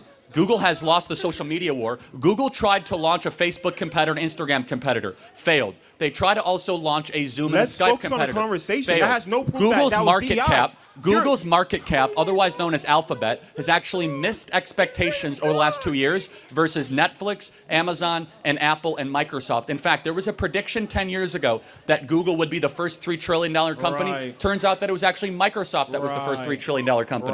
Now, of course, Alphabet is a very good company in a lot of different ways, but if your argument right now is like, well, because one of the biggest companies on the planet has embraced a bad idea, what is your argument exactly? They're still one of the best companies in the world. Not because of that, because they were built by merit, and it's being destroyed by diversity. And they use DEI to get that merit. Listen, if they're hiring people, yes, it makes sense. If you're doing a hiring process and you have a hiring committee that is DEI and they're hiring the people that's making the company as great as we just said, Now watch this.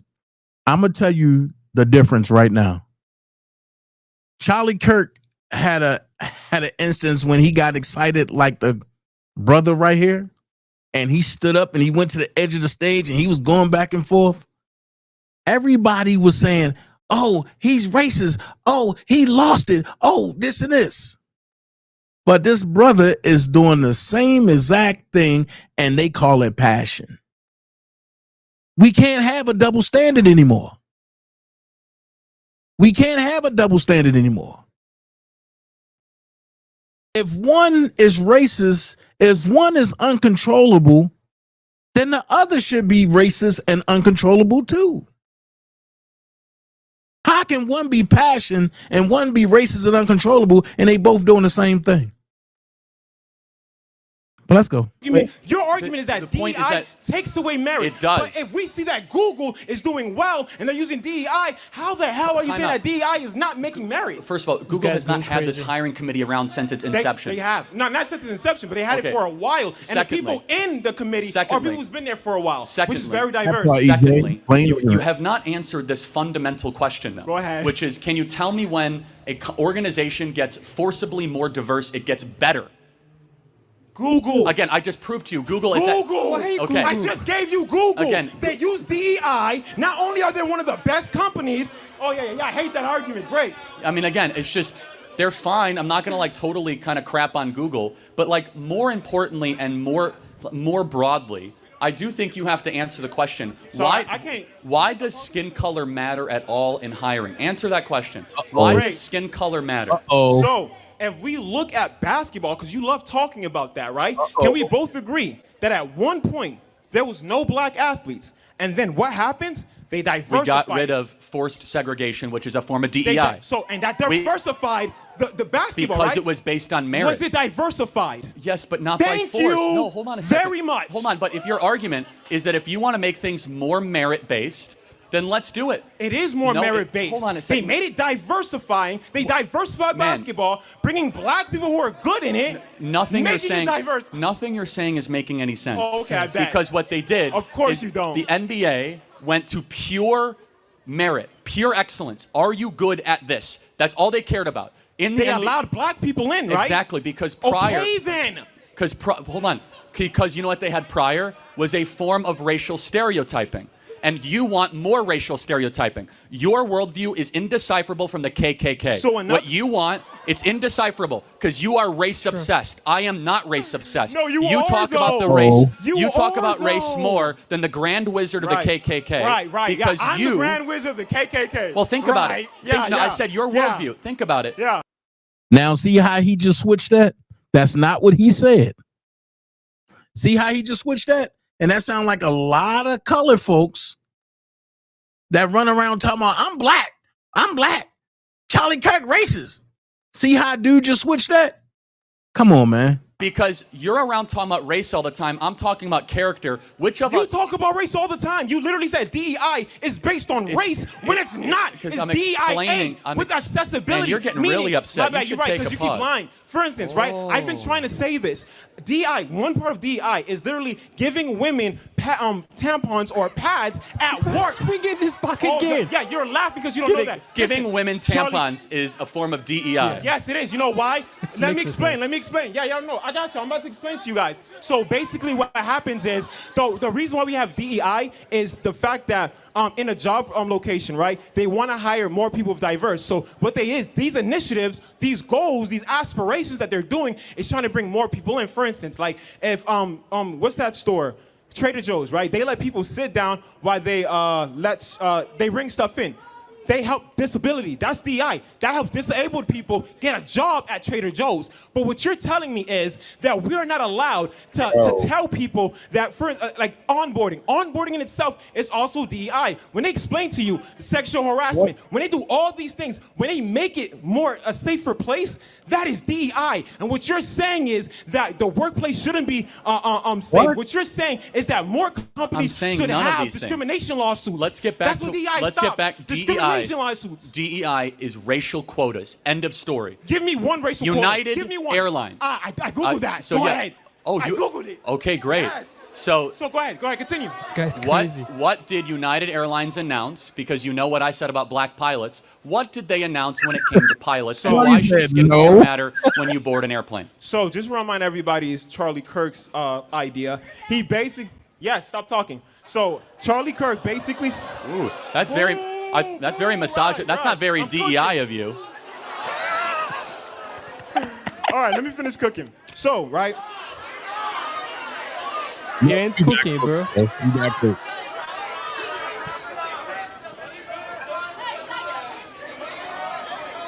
So, can I finish? So, Charlie Kirk said that I like Charlie's shirt that say American Lives Matter. I like that shirt. They're basically hiring women of color to make 40 or 50%, right? But when you actually look into it, what happens is women and people of color. Right, women and people of color. What happens is they're creating a program that's allowing women to train and become pilots. If you actually look at the requirements for these programs, it's nothing different than any other program that trains pilots. But you told people that they're just hiring women when that's not true. First of all, I never said that. Secondly, yes, you did. I did a video on it, guy.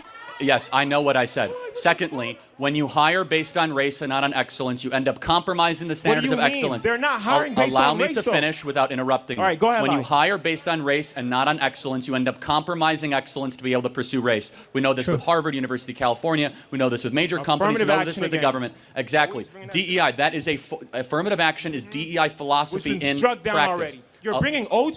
Allow me to finish my statement. They are actively defying the Supreme Court decision, or they're contorting their policies to try to fit their own DEI agenda. But let me ask you a question. If you were to board a United Airlines, I didn't get the finish. Go ahead. If you were to board a flight with United Airlines, would you rather have a pilot that is qualified or one that is diverse? Answer the question. Wait, that makes no sense. Why is there two different things? How is it different? When you go to American Airlines. Because in the pursuit of diversity, you sacrifice excellence every time. We know this with Harvard. We know this with Yale. We know this with the military. Every time, every example that we pursue diversity, an institution becomes less excellent. So it becomes subpar. When you go on a plane, do you go to the pilot and ask for their credentials? Or do you believe that the airline did the right thing and hired the right? So you ask for their credentials. Actually, I'm starting to. Hold on. I start to doubt it. That was my statement.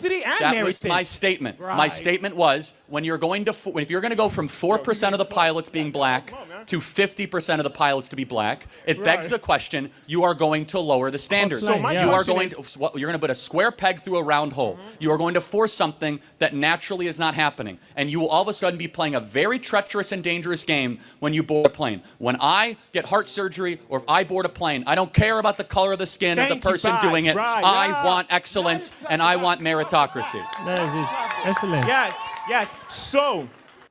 Pause. So Lady Libra said they are hiring on race, which proves Charlie right. Then you said, but you still must pass the test to qualify. That's not true.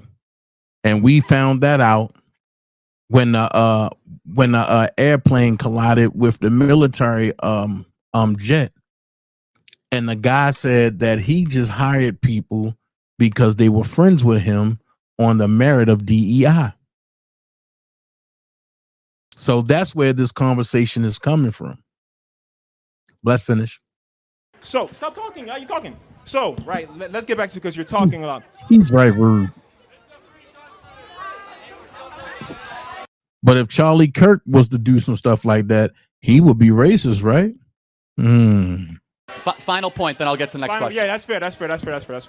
Okay, so again, going back to what you said, because like I said earlier ago, you said, and I forgot this is ISU, you basically said that that women are being hired to become pilots, right? Now, first, that's a lie. That's based on a program. Second, correct me if I'm wrong, becoming a pilot is based on skill, correct? It's not based on height. It's not based on physicality. It isn't based on nothing. It's based on skill, meaning Not that always. if you're being so what is it based on? Because based on a now public lawsuit with the Department of Transportation in 2016, 2017, air traffic controllers and pilot standards were lowered in pursuit of diversity true. I goals. looked at that too. Because of over They 15. added more Let me shit. finish. Because of 15 whistleblowers that said the standard of air traffic controllers and pilots were being sacrificed in the pursuit of diversity, You're lying equity, again. and inclusion. You're lying again. Okay, I mean people can do their own independent research, and they I've also. done it, and you're lying. They Okay. actually made it harder. They add more scenarios within the FAA. Again, everybody you here can Google it. Google it right now. Yeah, okay. Go ahead. Again, the documents bear out exactly. We now have we have air traffic controllers after air traffic controllers have said in the pursuit of making air traffic controlling more diverse, we have then lowered the quality of air traffic controlling. So at the end of all this, what you basically told me is that if merit matters, it doesn't matter, because when we mentioned blind hiring, you said you're against that, which is based on merit. No, time out. They said that they want to prioritize a group above what is meritocratic. I didn't say that. That's what United Airlines said. They said I'm half. so confident. They Read said the half. executive order out loud. We're talking about United right Airlines. now. We're not talking about the in front of executive order. everybody. Again, they All right, said yeah, half next. of all their You got new Cook. hires. You got Cook. Again, Hey, thank you. We have clarity, and the clarity is very simple. We want a country based on content and merit. He wants a retribalization of America. Thank you. Hi, Charlie. How are you? Good. Why is it sounding like that? Okay, so I'm gonna give a little bit of a backstory on myself. I'm Jaden Clark. I'm a student here. Freshman year, I was hate crime 5 times in one night. Okay, 3 of them by Trump supporters. What happened to you? Okay, for one of them, I was just walking, and then I see this truck full of 4 white men pass by me, MAGA apparel, everything, you know. And then... Did they say this is MAGA country? Anyways, they drove past me, and they were like, "F you, nigger, bend over quick." Okay, so they said the N-word on campus to you. Well, yes. Oh, yeah? Okay, so what happened to them when you reported them? I didn't report them. Oh, really? Okay, so maybe it didn't happen. Okay, anyways. I don't believe you. I'm being honest, I don't believe you. I think you're making it up. Okay. Anyways. I refuse to believe that somebody on this campus would go around and sheepishly call you the N-word. I refuse to believe that. I think you're lying. Anyways, next instance, they threatened to rape me and then just drove off. Hold on, so a bunch of Trump guys who are largely white heterosexual males then also threatened to rape you? Different group of people, but yes. All in one night? All in one night, sir. I think you're making this up. Okay, that's makes fine. no sense. But what evidence do you have for this? Do you have like corroborating witnesses? Do you have cameras? Do you have license plate numbers? Because now we're talking about crimes. Threatening to rape you is an intent of a crime. Did you go to the police? You file a police report? You hire an attorney? You sue the school? Did you go to the civil rights office? Do you file a civil rights complaint? Did you do any of that? Because you should. Okay. No, did you? Tell me. Yes or no? I did not, but Why? I'm not going to argue with you. No, but you're coming in front of 2,000 people to say it. Why did you not go to the university and say this happened? He's okay, lying. because how would I report them? Anyone. There's Who would I hotlines all over this campus. You guys have nothing but like, if something happens to you, I think you're making this up. I think you're doing this to try to make a point. Okay. Well, I don't think there's any evidence. I can promise you, God as my witness, I am not. Anyways. No, but seriously, why don't you today commit? Let's do this. I'm going to show you the university official, and why don't you go file a Department of Education complaint, and let's find these terrible people that did this to you. Can we agree? Okay. Okay. I'll think about and by that. the way, we'll be able to look at security camera footage, and we'll see. Okay, I'll think about that. But you didn't do that. Can I though. try to finish? You'll think about it. Hold on. Why wouldn't you want to do that immediately? Can I talk? It's crazy. No, but you're making a serious accusation. Please, And I'm not going to argue with you about my personal experiences. Anyways. It didn't happen, man. Okay, that's cool. Anyways, I feel like every time I step foot on this campus, I have a wall of vitriol and hate at my back. And to the audience, I say to you, these are your fathers, these are your siblings, and these are your neighbors. So y'all need to clock them. And I hate overgeneralizing, but I'm not gonna say all Trump supporters are racist, but a good amount. Anyways, my question to you, is, if you had one message to say to these people with the hate in their hearts, what would you tell them? I would tell you to stop lying. What would you tell them? Not to me. No, honestly, I think you're Jussie Smollett at this campus. I think you're completely making this whole thing up. Make the entire thing I think you are a complete liar because I am now giving you an opportunity to report this at the high. I will bring this to Linda McMahon, the head of the Department of Education, the federal government. I will make sure these people are arrested by Kash Patel, the head of the FBI. And you'll say, oh, I'll think about it. Because you're making this up. No. You're doing this for a political purpose. So will you? No, seriously. Kash Patel will get involved. Yes, it's a hate crime. That's not acceptable. No, hold on. No, will you? Wait. Stop. I thought he was racist, though. I thought he was racist. That's what the Democratic Party wants you to believe, that he was racist. And I'm going to tell you why they want you to believe that. Because they want you to downplay what happened to him.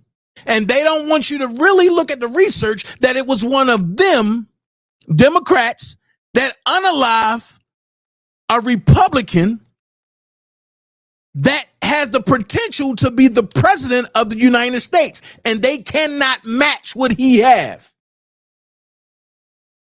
That's all it is.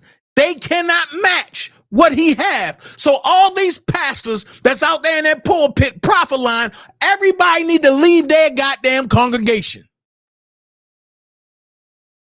Because right now, if he was racist, it would have been some racist stuff coming at this brother that thinks he's a woman.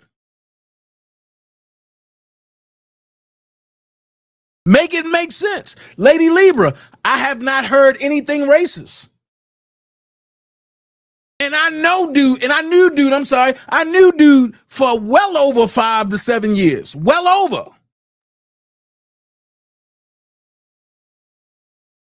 But I start to understand, Lady Libra, is a lot of you are scared of the unknown. So you would rather deal with what you know versus what you don't know. And it's the what you don't know that's going to save you versus the what you know. Let's finish. You do this or not? That's really cute, Charlie, but I'm trying to give you the opportunity to alleviate hate within this group. Did you want to say it? No. But hold on a second. There's no hate. There's just love of America here in this audience. That's all that's here today, okay? That's all that's here. But back to you. I heard your accusation.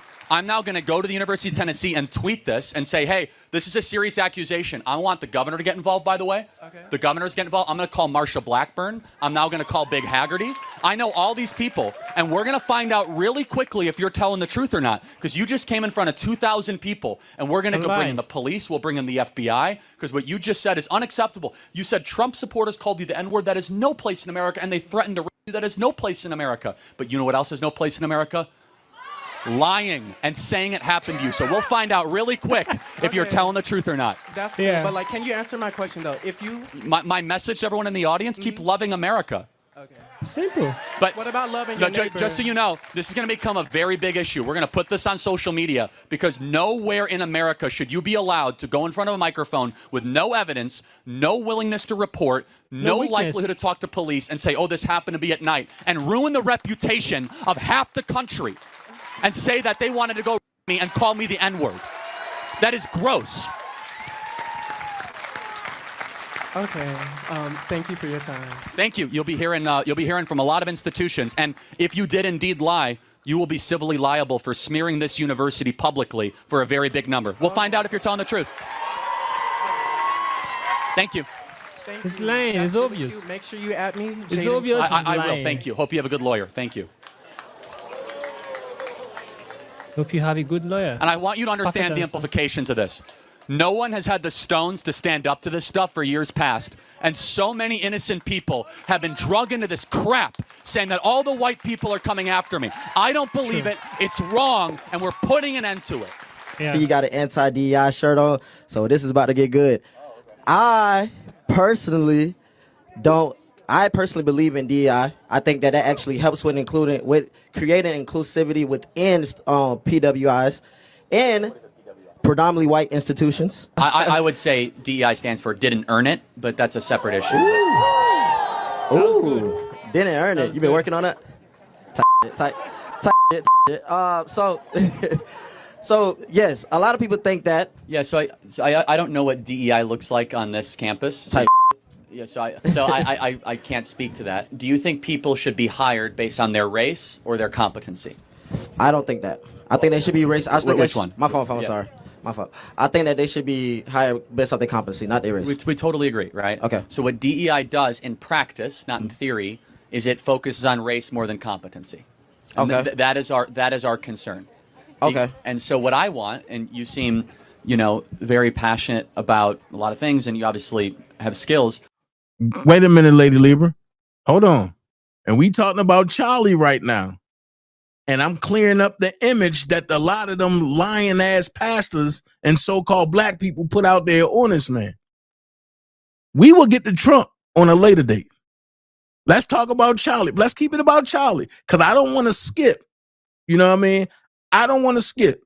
So let's keep this about Charlie. For your life, I want you always to be judged on the content of your character, not the color of your skin. Where DEI says, no, we're actually going to care more about skin. Wait a minute. Ain't that's what Martin Luther King said? Ain't that's what Martin Luther King just said? And before he got unalive?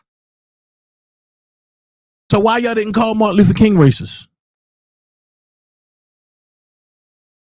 If Charlie Kirk just repeated what Martin Luther King said, why y'all didn't call Martin Luther King racist? Color than competency. And so what we want is an America based on merit, America based on how hard you work, an America based on what you bring to the table, not just what you look like. If you had a son or a daughter and they came out to you and they said, Charlie, I'm gay, or Charlie, I'm trans, what would be your course of action in that? Like, would you still support them? If they came out as trans, I'd say, no, honey, you're a girl, or no, my son, you're a boy. I don't affirm delusions. You do not affirm what is harmful or what is not true. And you must find the underlying issue as to why this is happening. 75% of minors that are trans are girls. 75%. Largely found because of social contagions of young ladies that are on the autism spectrum that most times are having puberty anxiety and are being bullied or feel self-conscious for changes that are happening to their body. What we are told is that we must stop puberty, that puberty is the problem. In reality, 99% of the time, puberty is the solution to a lot of these trans issues. Yes. That you allow puberty to work its course, all of a sudden, the girl becomes a woman, and she feels a lot more at home and safe at how she is and comfortable how she is. That's the worst time to have psychological interventions at that time. Young women have always been more prone to social contagions. And transgenderism is a social contagion. A 5,000% increase in transgenderism is not normal. It wasn't like within everybody. It is an external force upon our nation's youth. This was very interesting to watch. Okay, let's start from the first guy. The first guy who came here and started talking bullshit about reparation. It makes no sense. Whenever people come out and talk about reparation, I'll be like, hold on. Damn. Nah, I can't handle no more of that. His voice irritates me. But I shout out to him because that was his platform. I mean, I gotta shout out to him because that was his platform. But I must say this though. I must say this. The Democratic Party don't stop at nothing. They keep going.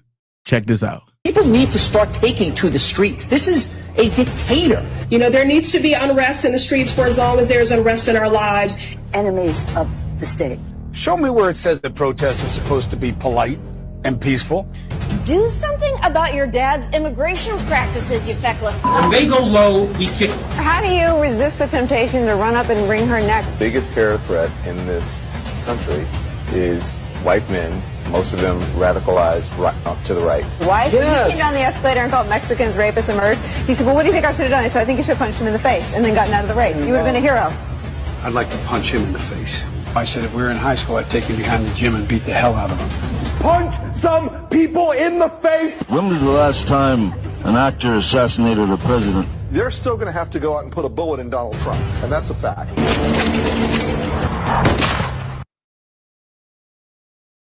Wow. And that's what goes on in today's society. Now, from what I can remember, we ain't never have it that bad where people wanted to do crazy things. Shout out to Lady Libra. Hey, shout out for the 5-piece, Lady Libra. I appreciate you. Lady Libra said, you're not always right. And you're right. You're absolutely right. I'm not always right. That's why I can stand reproach. That's why I can, if I'm wrong, I'll stand on it and say that I was wrong. But a lot of the times I'm not wrong. It just be my delivery that people might not like. But where all this stuff come from? It came from Barry Soreto himself. And the number one illegal. He said, argue with neighbors, get in their face. If they bring a knife, we bring a gun. So this where this came from. Shout out to Lady Libra. And she put the super chat in and said, you're not always right. Shout out to Lady Libra. That's what I'm talking about.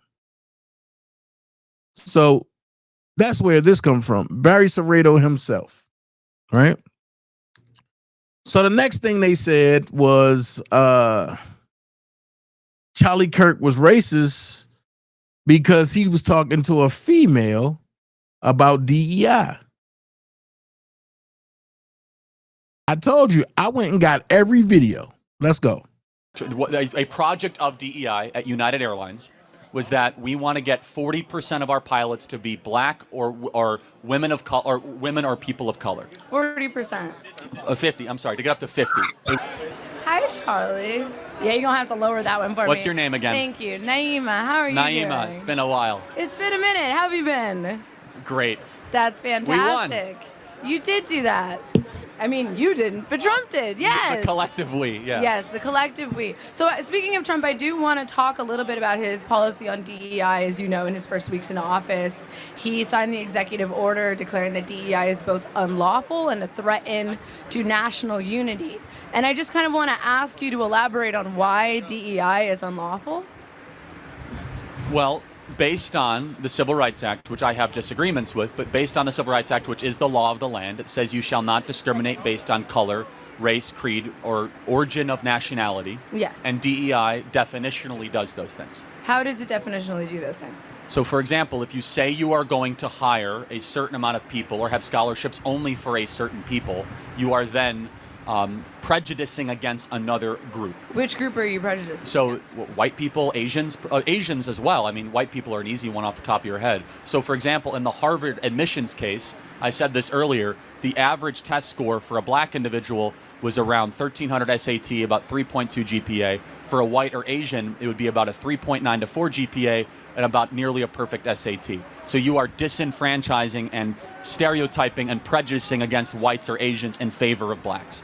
You're not prejudicing against whites or Asians, though, because DEI is not on a race basis. DEI stands for diversity, equity, and inclusion of all people. Affirmative action is what is intended to address racial inequality, but DEI isn't on the basis of race.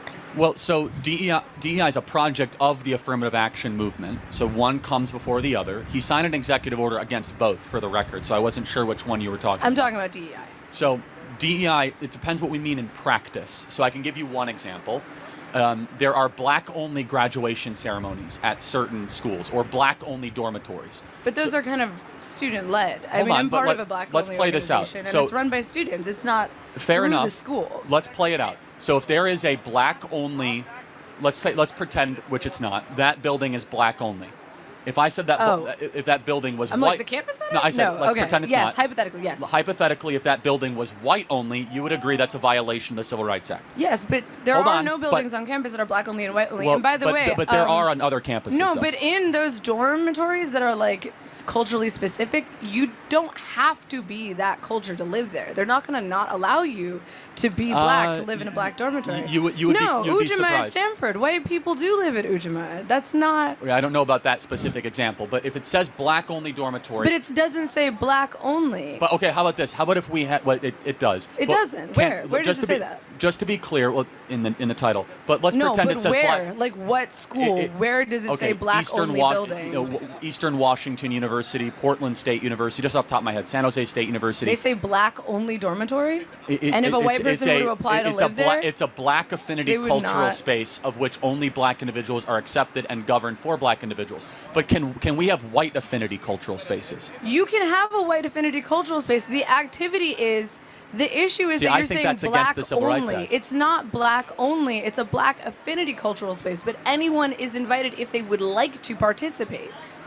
I would, first of all, you cannot legislatively not allow someone of any race to participate in something. That doesn't exist. We agree. That's the spirit of the diversity, equity, inclusion order, is that DEI in practice, again, we have to go through example after example, is discrimination, prejudice, and segregation. Well, let's talk about DEI in practice. Let's talk about DEI programs in the workforce, because DEI programs in the workforce happen to benefit veterans, they benefit people with disabilities, they benefit people at an economic desperate. There you go. They benefit lots of people that is not just on the basis of race. And to me, it feels like you're conflating DEI with pro-blackness or black only, which is not the definition of DEI. So let's take a high-profile DEI example. Is that cool? Just maybe one we can play around with. Okay. Which got me in a lot of viral trouble, which I don't care. Which is pilots. I got in a lot of viral trouble too. Hey, I was debating this guy. I know. And he kept interrupting you. He did. I know, right? Which is this? Which is that, let's say DEI, a project of DEI at United Airlines was that we want to get 40% of our pilots to be black or women of color, or women or people of color. 40%. 50. I'm sorry, to get up to 50. It was at like 6%. So therefore, they wanted to make a push towards that, and it was currently at 6%. We look at that and we say, wow, you're going to have to lower standards to get to that goal. Why would you have to lower standards? Well, because... Are you saying that black people are inherently inferior? I'm saying the opposite. I'm saying that, A, black people are only 13% of the population, so you want 13% of the population... Women are not 13% of the population. Women are 50% of the population. Yeah, but women do not make up a majority of people that want to become pilots. In fact, vast majority of women don't want to be pilots. Maybe they would want to become pilots if the barriers for entry weren't... See, now we're going down a different but equally fun direction, which is male-female differences. Men much more likely want to be involved in heavy machinery mechanics. They want to be pilots. They want to be tank operators. They want to be police officers. Whereas women much more likely want to be, I'll get to you, Mason. Don't worry. And I remember your name. Yes, can Mason go? They won't let him go because he's not let USC. Mason go. I'll let Mason go. But just, Mason, have some patience. We did this last time, okay? But do you understand, at least from our perspective, because it's no good for us to go back and forth again, maybe from our perspective, that we worry that the pursuit of diversity can mean the compromising of excellence. Charlie Kirk, this country is diverse. You can't just say the pursuit of diversity is compromising excellence. Diversity literally just means difference. This country is 13% black, it's 14% immigrant, it's 1/5 of every person in this country is Hispanic, it's 7% homosexual, and 50% of the country disagrees with you.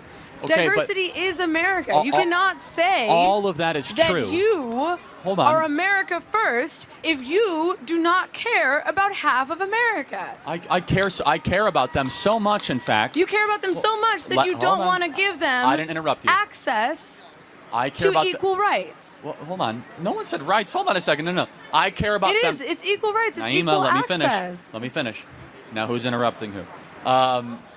I care about them so much, I want the only thing that they're ever judged on is to be their character or their competency, not their skin color. Okay, so you want it to be a meritocracy. Yes. Want it to be so let's talk about a meritocracy. Okay. What experience does Kash Patel have to run the FBI? He has amazing experience. No, he doesn't. He wanted to start a UFC fighting program He has amazing experience. I got 5 words in.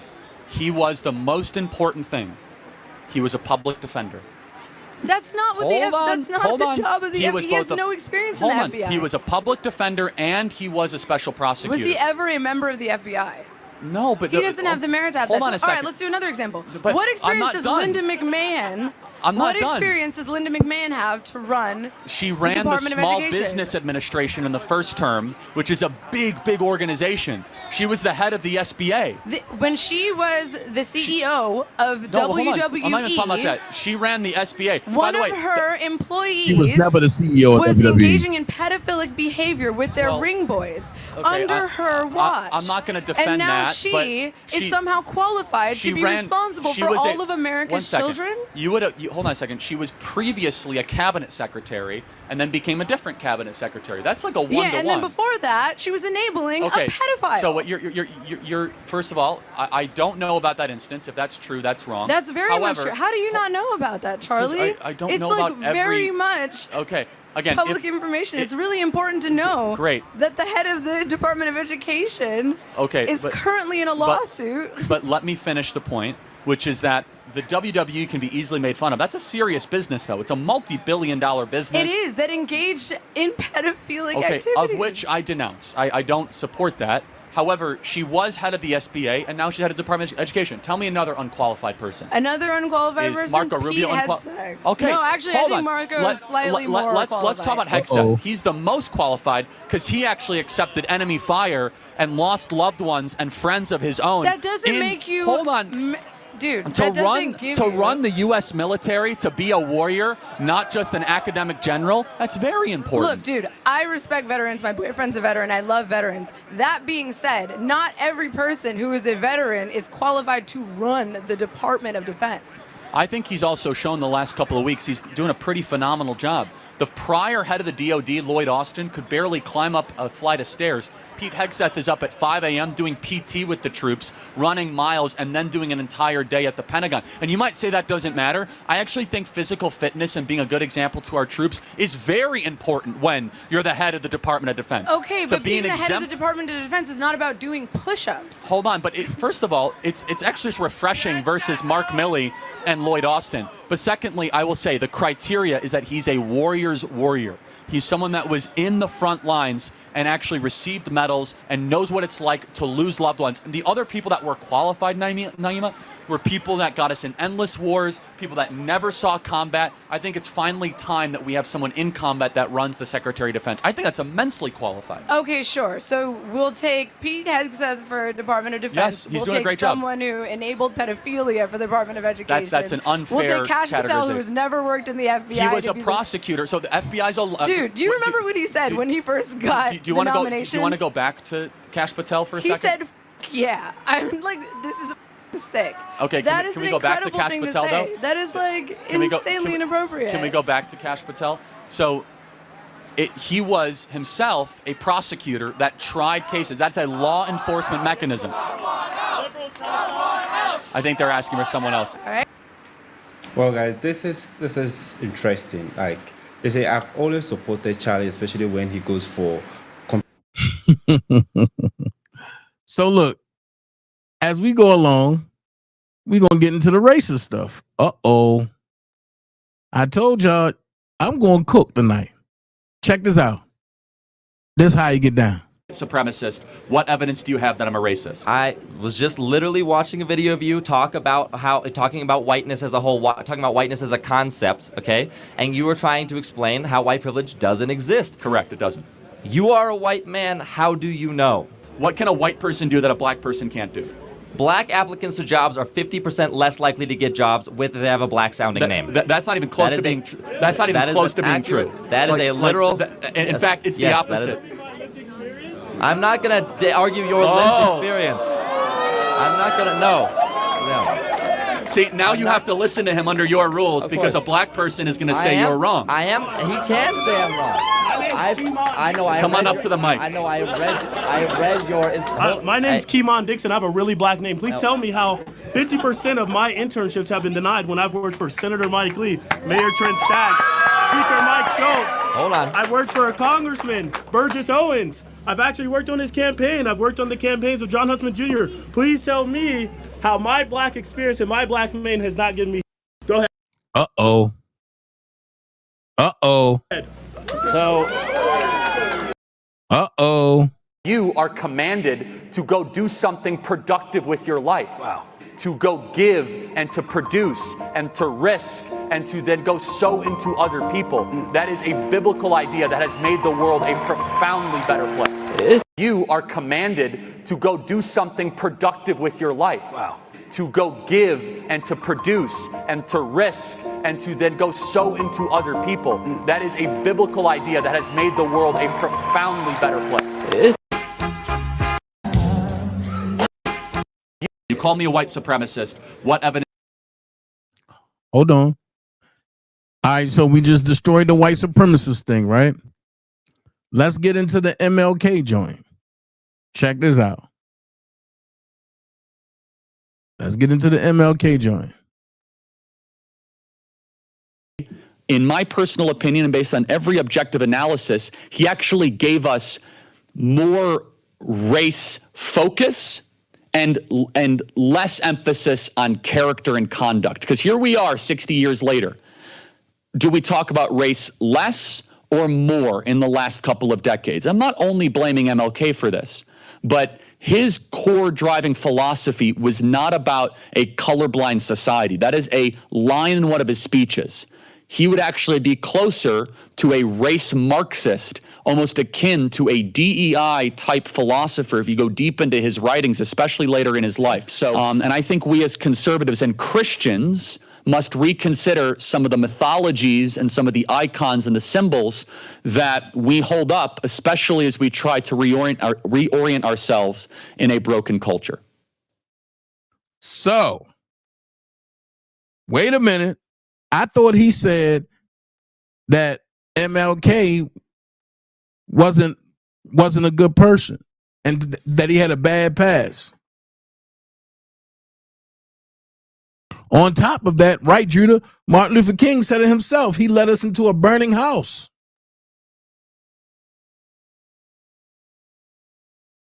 So I'm trying to figure out where's the racist stuff. Like the Democratic Party smeared this man's name so bad to the point where it's people out here that don't know what the real truth is about Charlie Kirk. Now, we about to cook because somebody went to Charlie Kirk at a debate. And tried to tell him what he said about MLK.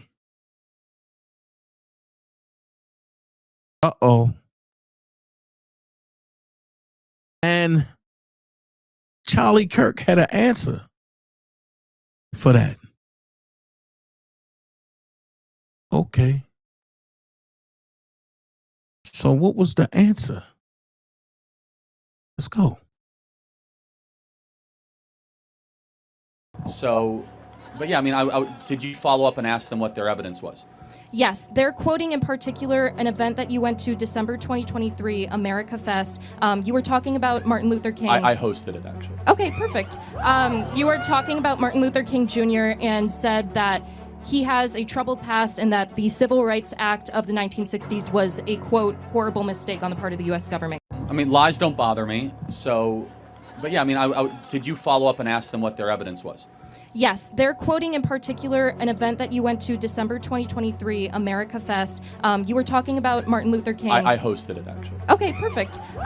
You were talking about Martin Luther King Jr. and said that he has a troubled past and that the Civil Rights Act of the 1960s was a, quote, horrible mistake on the part of the U.S. government. I mean, okay. So that's what she said, right? So let's go there. America Fest. Let's go. You're too loud. Why don't you just sit down and obey? I don't know about you, but I think the people that have been running the conservative movement the last couple decades should just go be liberals, because that's what they actually are, and leave the conservative movement and allow us real conservatives to be in charge. And the numbers speak for themselves. A recent poll shows that high school boys are the most conservative that they have been in 50 years. 50 years. Now, I want to show you, because to kind of give you an idea and a picture of what we're up against, I go to these college campuses and I just, I set up a table and I talk to these kids and I listen, and some of them are pretty fired up. And I think this picture is a perfect picture of a left-wing male. They want a guy with a lisp, zipping around on a Lime scooter with a fanny pack, carrying his birth control, supporting his wife's career while he works as a supportive stay-at-home house husband. He has a playlist that is exclusively Taylor Swift. And their idea of strength is this beta male's girlfriend opening a pickle jar just for him. At Turning Point USA, we resoundingly reject this. We believe in strong, alpha, godly, high T, high-achieving, confident, well-armed, and disruptive men are the hope, not the problem in America. Now, I got to show you this video. It's unbelievable. This is the left-wing beta male in one picture. By the way, I sit down. This is at University of Arizona. And I'm just getting comfortable, and this lunatic comes up. And he perfectly, by the way, describes what I'm just saying, right? Anytime, he has to Happy get his vitamin D level up. Come on, man, you live in Arizona. Like, come on. This is what our Turning Point USA students and warriors have to deal with on a daily basis. Watch this. You, I hate you. Yeah. Would you like to have a substantive conversation, or? A substitute? Yeah. A substitute? No, man, No, you're a f***ing asshole. Would you like to have a conversation? Sure, absolutely. Okay. Yeah. Okay. I don't like you. I think you spread hate. I think you spread bigotry. I think you piss a lot of people off because you're just an awful person. I don't think you really want to debate because you're just here to piss people off and energize your crowd of racists. What have I ever said that's racist? Oh, Can you name one thing? I'm Hispanic and I support Charlie. Can you name Does that mean anything? Can you name a second thing I've ever said that's racist? Sure. I think you're just trying to play a game, and I think this is obviously going to be used. What have I ever said that's I just hateful? want to hate you. You're awful. Get off my campus. When have I ever said anything that's hateful? Have a nice day. He can't say anything I've ever said that's racist because I've never said anything that's racist. That is the American left in one picture, everybody. Lots of rage and no wisdom.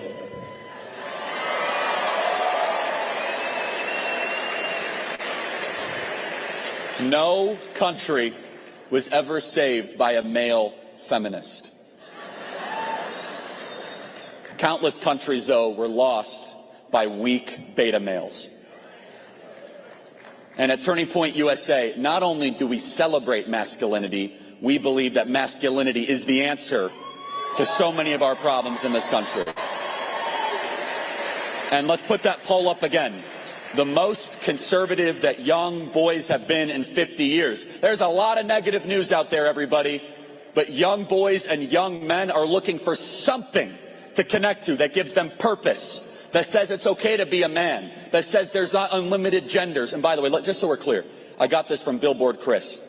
There are no genders, two sexes, and unlimited personalities. That's the way that we should all answer it. Unlimited personalities. Now you might say, but Charlie, the women are so liberal. Now, there's a lot of reasons for this, and I don't mean to dwell on it. But you know what? At Turning Point USA, we're doing something about it. Right there, the largest young women's leadership summit, 2,500 young conservative women. I want to show you that in America, you could start small and dream big and make a difference. I am sick of the negativity. This was our first ever Christmas event. 100 students, 8 years ago. 8 years ago, we had 100 kids at a Holiday Inn Express in West Palm Beach, Florida. People laughed at Turning Point USA. They made fun of Turning Point USA. They said, Turning Point USA is never going to be anything. You know, Charlie, you're a waste of time. And you know what we did? We kept our head down and we built and we outworked the competition. And what started with 100 kids, look around everybody, is now the largest event in the entire conservative movement. You can see this, the whole room. It's just unbelievable. Now, I know many of you are saying, but, you know, I have to send my kid to college.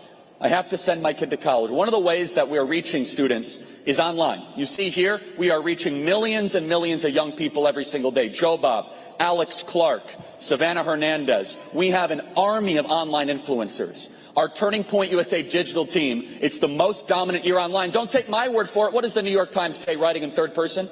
Mr. Kirk's social media posts garnered far more engagements, a combination of likes, retweets, comments, and other interactions, than those of mainstream news organizations like the New York Times and CNN. Thank you, New York Times, for telling the world that we're bigger than the New York Times. Now, you might say, but Charlie, what exactly is going viral? What is the content that is being seen? So in another episode of Charlie Goes to an Arizona Taxpayer-Funded Campus,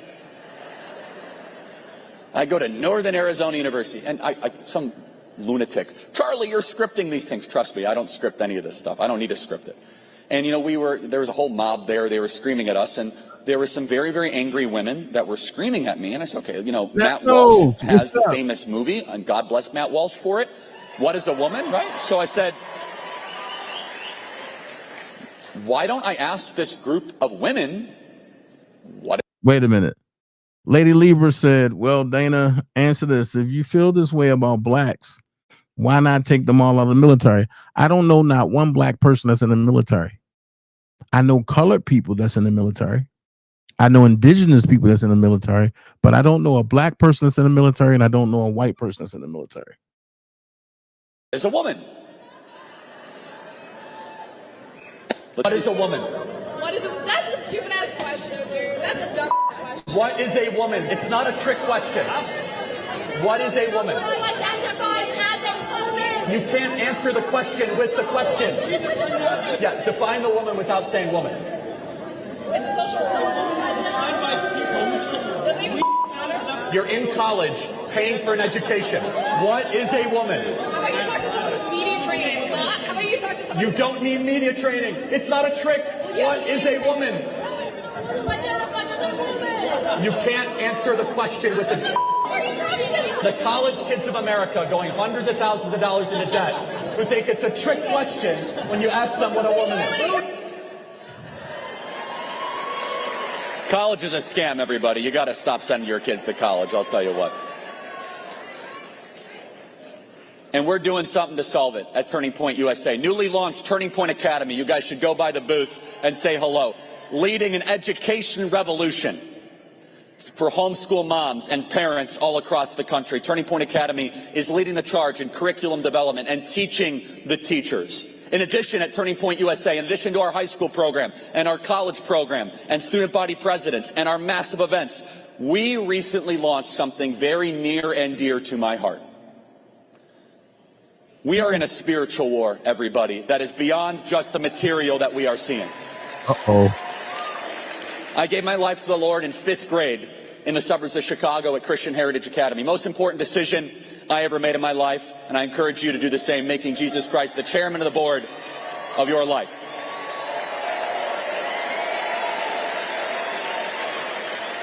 I started growing Turning Point USA, and the Lord kept on blessing Turning Point, and I just, you know, would speak at a group here or there, and people say, oh, you ever spoke at a church? Hey, not really.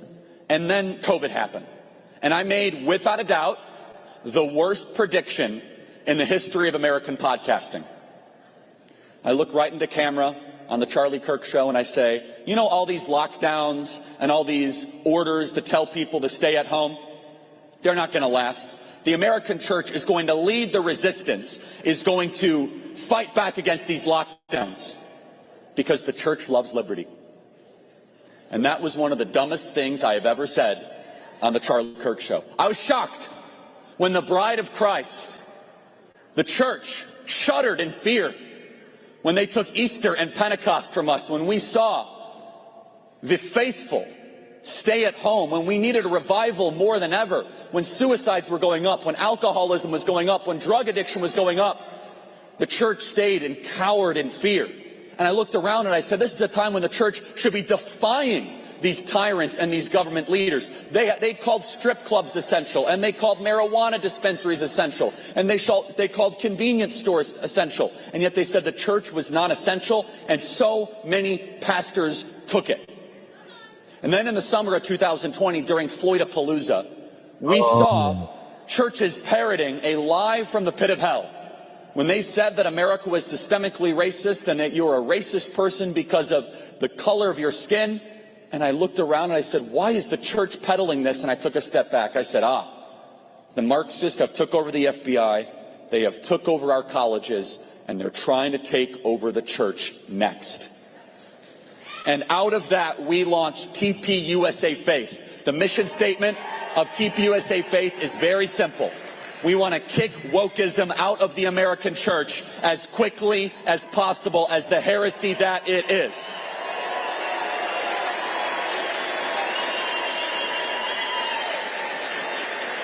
Whoa. And we got to work. We are organizing pastors across the country. And some people say, but Charlie, stop being political. Excuse me, this is biblical. Esther, Mordecai, Nehemiah, Jeremiah, Daniel, all were counselors to the king. Jeremiah 29:7, seek the welfare of the nation that you are in, because your welfare is tied to your nation's welfare. It is biblical to defy tyrants. The midwives to the Hebrews in Exodus 1 were told to slaughter the unborn, the newly born children, and they disobeyed Pharaoh, which pleased God. Disobedience to tyrants is obedience to God. Disobedience to tyrants is obedience to God. Because liberty is not man's idea. It is God's idea. And we are at a period of time, everybody, where the American church, that most American churches are not speaking out on these issues. They say, I just do the gospel. So do we. Do you think that the gospel includes allowing the church to be called non-essential and to stay shuttered and afraid? Too many pastors have a much bigger wardrobe budget than a book budget. Too many pastors are the cool kids giving a TED Talk and a rock concert that is indecipherable from the world and not preaching the word. You might say, but Charlie, I don't like this, religion stuff. Well, get over it, because this country was founded by courageous Bible-believing Christians. 55 out of 56 of the signers of the Declaration of Independence were Bible-believing, church-attending Christians. 9 out of 13 of the states at the American founding required you to be a Protestant Christian at the founding. In the Declaration of Independence, God is mentioned 4 times, laws of nature and nature is God. We appeal to a supreme judge of the universe. There has been revival after revival. Billy Graham led a revival to this country, and he also said that communism is Satan's religion. One of the reasons we are seeing the issues we're seeing in America today is because the church has been silent and the secular Marxists are taking over the nation. TPUSA Faith on a daily basis seeks to wake up the church with courage and clarity and conviction to lead a movement to push back against these secular totalitarians in America.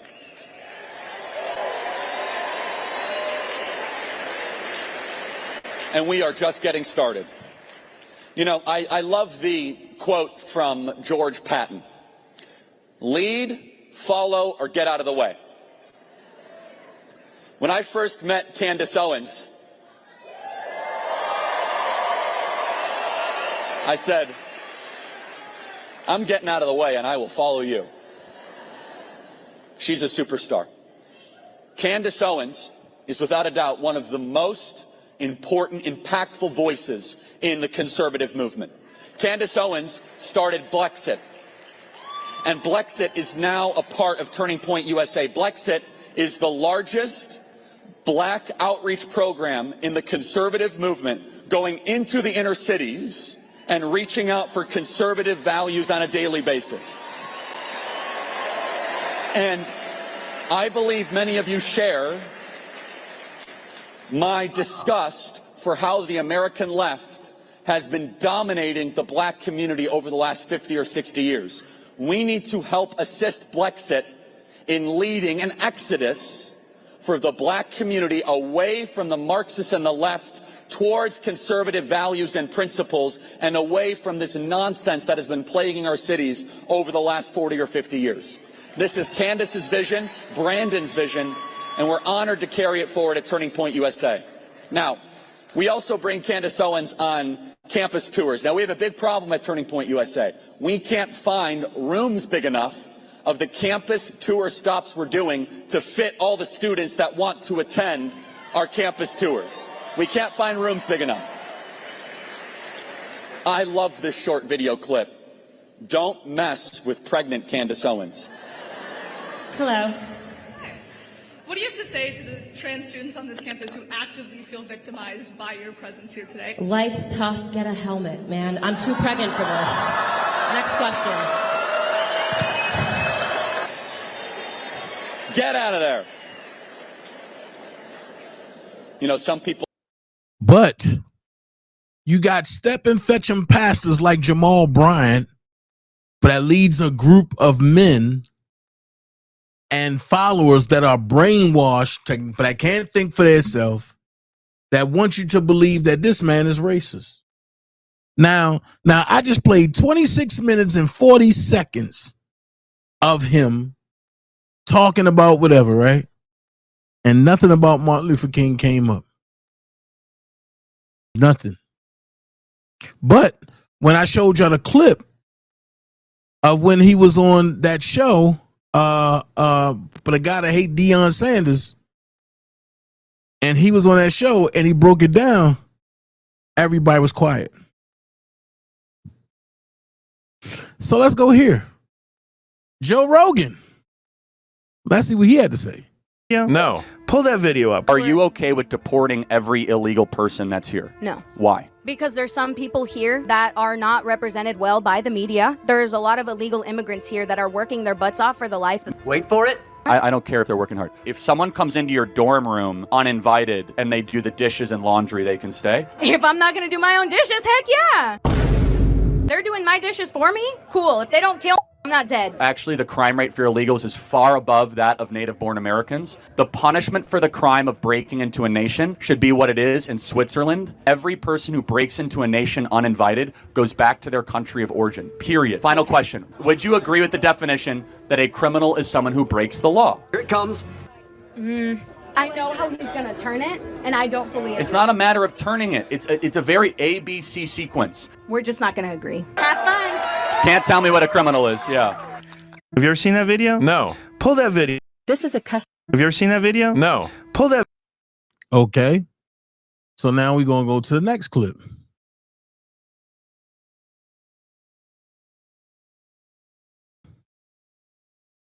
Oh, that's not the one. That's the one.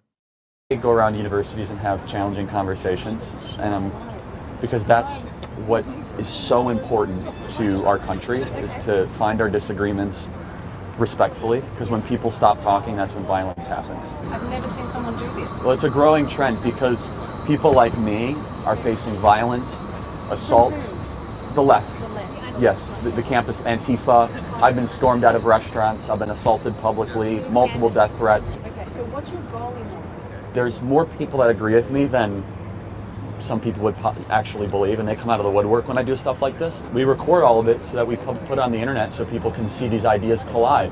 When people stop talking, that's when you get violence. That's when civil war happens, because you start to think the other side is so evil and they lose their humanity. I go around universities and have challenging conversations, and because that's what is so important to our country, is to find our disagreements respectfully, because when people stop talking, that's when violence happens. I've never seen someone do this. Well, it's a growing trend because people like me are facing violence, assaults, the left. Yes, the campus, Antifa.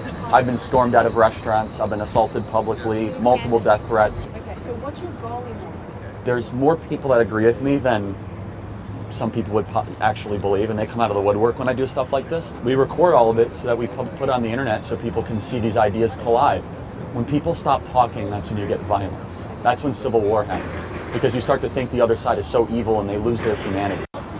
I go around universities. I want all people to come to Christ. You want all people to come to Christ? Yes. Even my Jewish family members. You want us to come to Christ? Yes, I hope you accept Yeshua as the Lord and Savior, because Christ is King. And if you give your life to Christ, you'll be transformed from within. I want all people to come to Christ. You want all people to come to Christ? Yes. Even my Jewish family members. You want us to come to Christ? Yes, I hope you accept Yeshua as the Lord and Savior, because Christ is King. And if you give your life to Christ, you'll be transformed within. It's weird how smooth.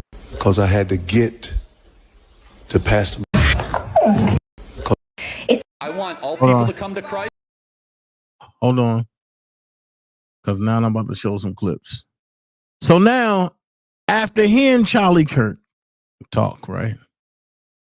After hearing him minister the way he ministered, the left jumps out and the left will spill hate.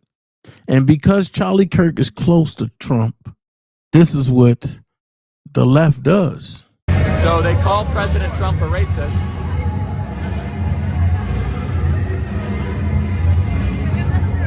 You think Joe Biden could do this? I don't think so. All Americans love President Trump.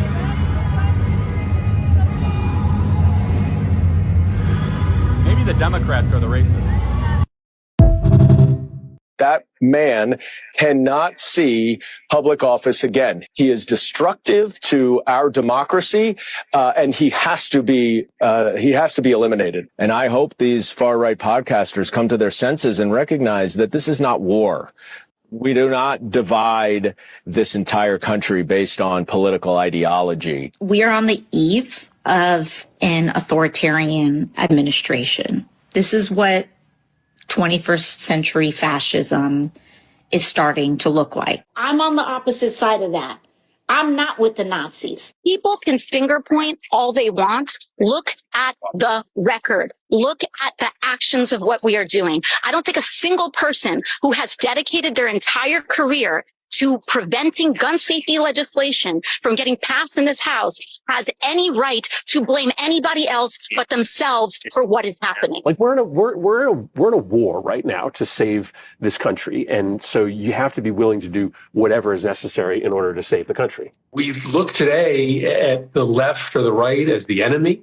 And it's worth us stepping back and understanding how we reclaim a sense of ourself that maybe is not so rooted in politics, which is inherently oppositional. There has been a permissiveness about political violence, and I do think the President of the United States has to answer for the way in which he's created that culture of permissiveness. They try to act like, oh, political violence, it's the Democrats and it's the liberals, and it's like, actually, I mean, I'm not going to say that like a left-leaning person cannot be violent, because that would be like crazy to say that somebody can't be, but baby, y'all got the white supremacists galore, okay? Like all of them. You got the Proud Boys. You got the neo-Nazis inherently in like who you are. Y'all are violent. Like y'all, and most of your violence has to do with people that's got a little bit of melanin. Like I can say all these things because they are true. That's not even just free speech. These are just facts. So don't get mad that I speak the truth and I speak facts, but I literally have never said anything to invoke violence. And I challenge somebody to go and find a clip of a Democrat invoking violence. That may. I just proved that. And from that point, you're a liar. But I want to get to Jamal Bryant. And he said a lot of racist stuff.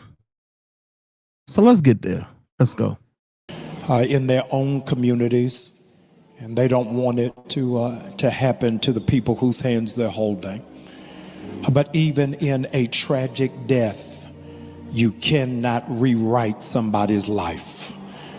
And I am all the more concerned about how America and the media is trying to remix a life of racism and white supremacy that went forth unchecked.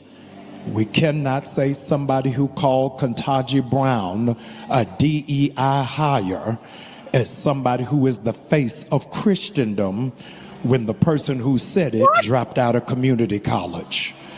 You cannot say that the Civil Rights Bill should not have been. Oh, whoa. Ketanji Brown couldn't even tell you what a woman was.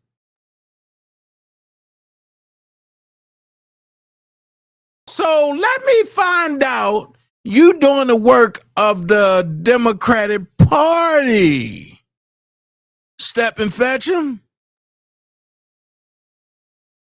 Ketanji Brown couldn't even tell the government what a woman was. And she's a woman, so I thought.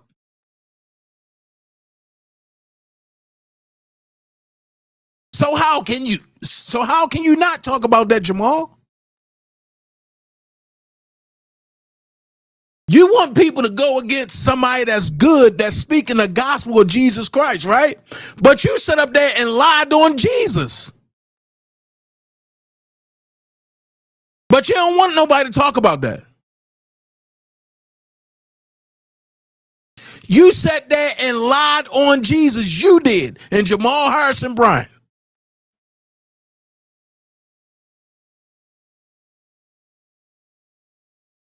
Let's go a little deeper. You said that God told you himself that Kamala Harris was going to be the next president. You said that in your pulpit. So if God told you that, and if God is a God that would not lie, who the fuck are you serving? Because that means God lied to you, right? So therefore, who are you serving, Jamal? You got to New Birth and you became this big honcho. You start dragging your nuts. You can't talk to nobody. You too uppity, this and this. You only talk to the people that you cool with like that. That's why I said, fuck you. Because I came to your church to talk to you as a fellow Baltimorean. Alone. And what did you have your security say? Oh, he can't talk right now. And you can schedule a meeting and you probably wouldn't talk to him for another 3 months. Fuck that. This is me. That's the difference. I was holding Jamal Bryant at a standard that he never held me at. So now I took the gloves off. Fuck Jamal Bryant. And if he was in my face, I'd tell him in his motherfucking face. Fuck Jamal Bryant.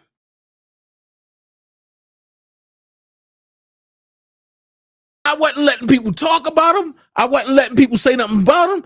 I was jumping in beefs that I had nothing to do with. Because for one, I've known him since he was 13.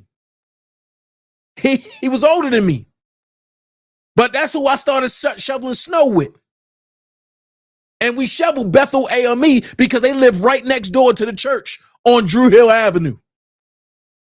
See, folks don't know him that far back. They only know him when he started getting popular. I'm talking about when he dropped out of school.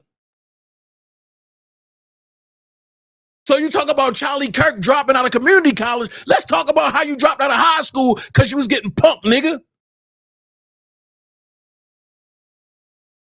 And let's keep it a fact. Have you told your boys, Brian Martin, Antoine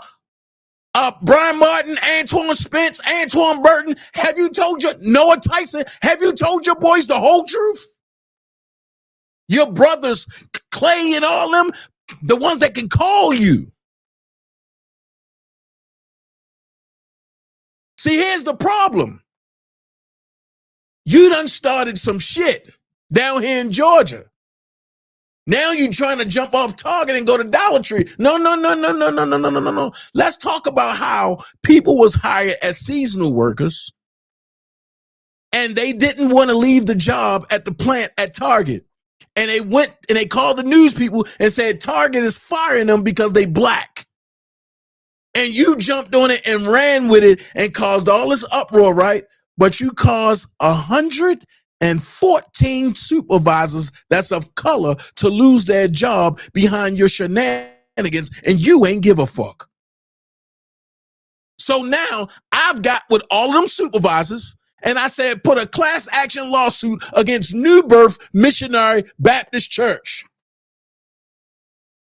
Make Jamal Bryant and his congregation pay y'all for y'all losing y'all jobs and for y'all not being able to take care of your household in the name of DEI.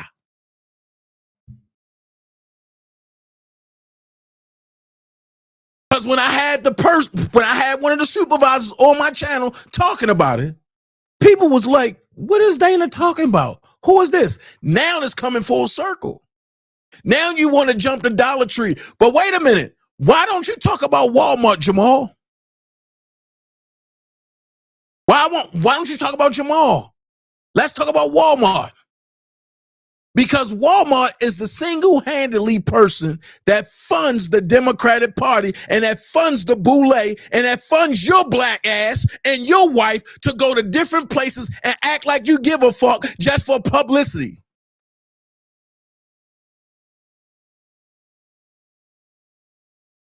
At the end of the day, Jamal, you never been shit. You always been a preaching machine. I'll never take that from you. But outside of that, you always been a piece of shit. Now people in Baltimore are like, oh shit, Dana going off. He talking about Jamal. You damn right. Because you get in the pulpit and you preach tough from the pulpit and you a straight bitch. Let's call a spade a spade.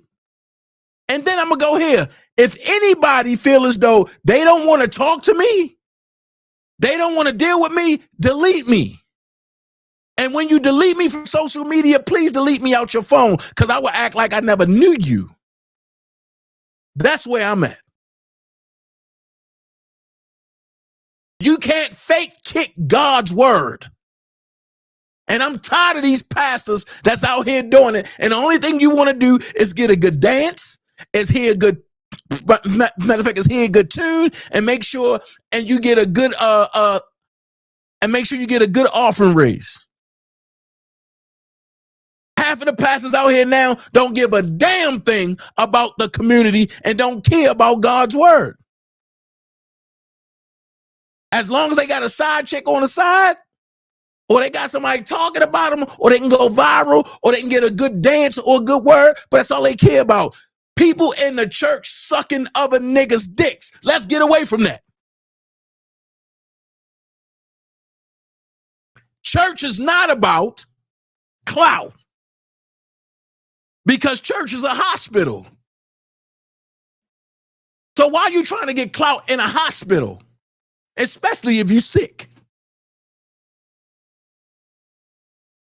Well, let's finish listening to Step and Fetch 'em. Past, and black people were in a better place in the 1940s when they had segregation and did not have freedom. You cannot say. Now watch this. When there was segregation, I get what Charlie was saying. Because we was focused more on us. I'm talking colored folks. They was focused more on us. But Jamal Bryant, you ain't lived that. And you wasn't living there. And you don't live there now. So if you're not living there now and you don't live it, why are you talking about it? Charlie made a reference.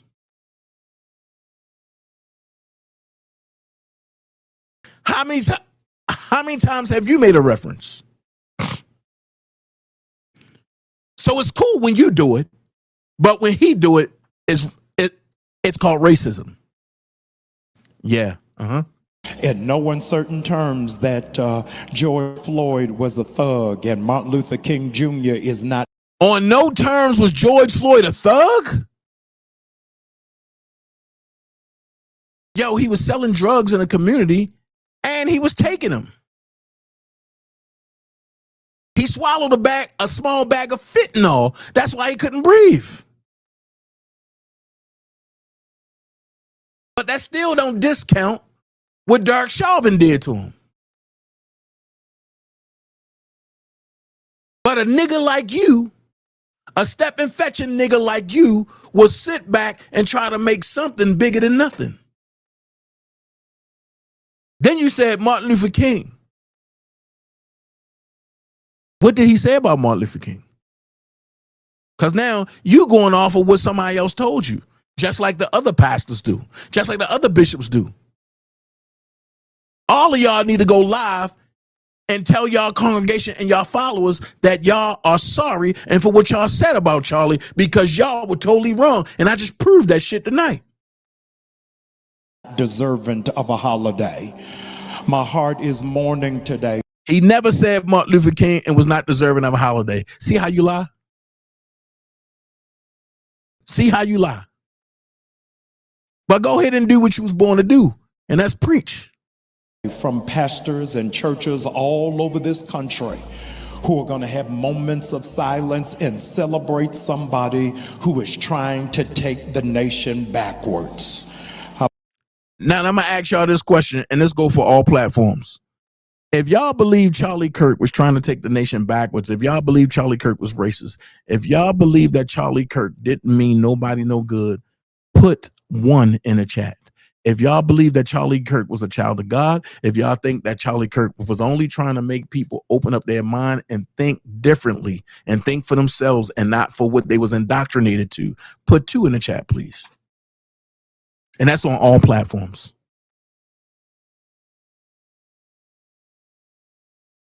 That's on all platforms. Let's go. But today we stand leaning on the cross because I want you to hear.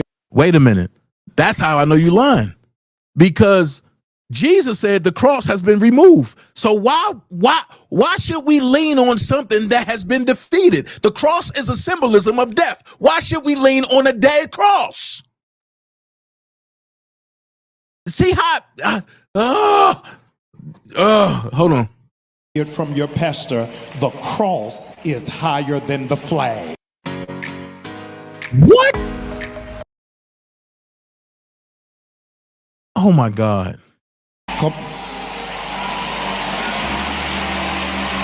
Did y'all hear what I just said? I said the cross is higher than the flag. All right, now here's a question that I got.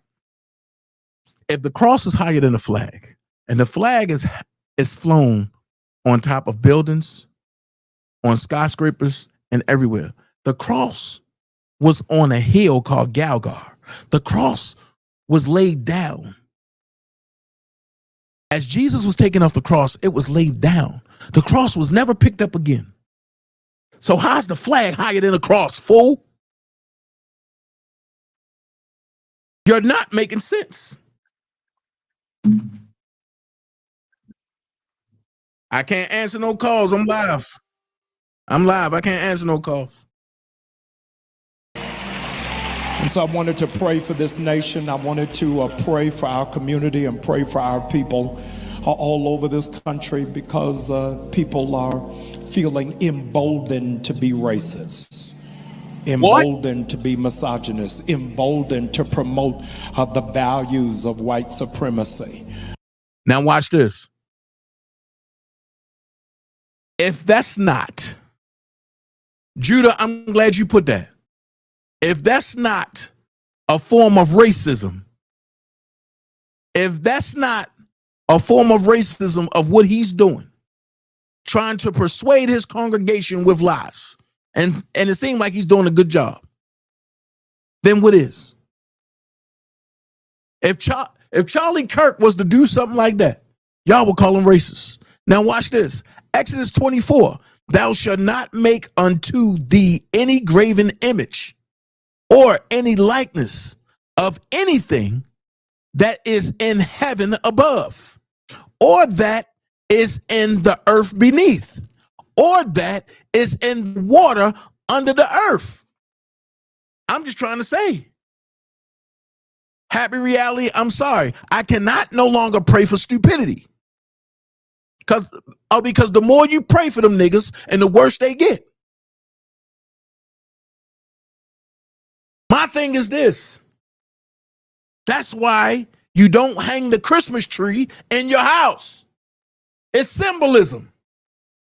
If you believe in Jesus, why you got a Christmas tree? If you believe in Jesus, why are you lying to the kids? But then you get mad when the kid lie to you. Make it make sense. Make it make sense. You're not supposed to wear nothing that resembles death. Because Jesus is not dead no more. He wasn't there when you was born, and he not dead now that you living.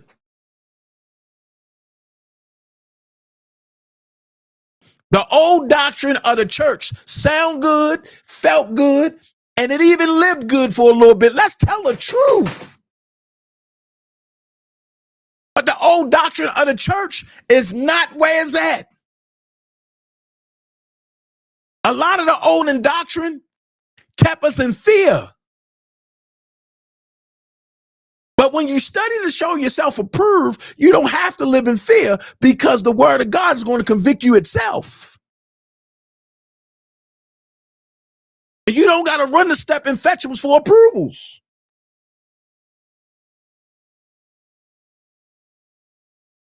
You don't have to run to step and fetch them for approvals at all.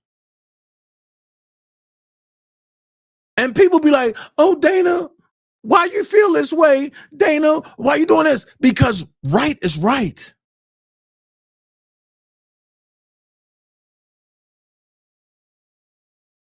I want to do everything right. I want God to feel pleased with me. So you got to denounce evil. And Jamal Bryant is working out of evil.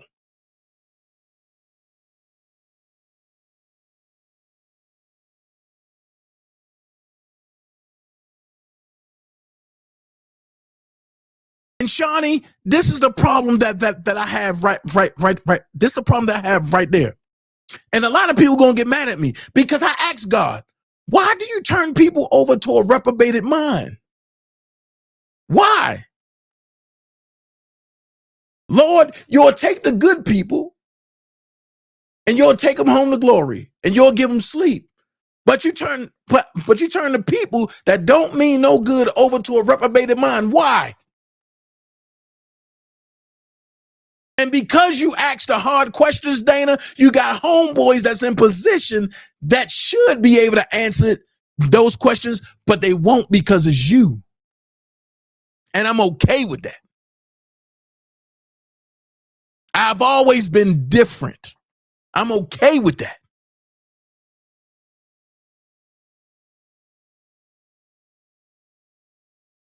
My brother Brian Martin said something so profound 4 days ago. He said, stop trying to fit in arenas that you don't belong in. And then you get mad when you're not acknowledged in those arenas. Find you an arena that accepts and loves you and stay there.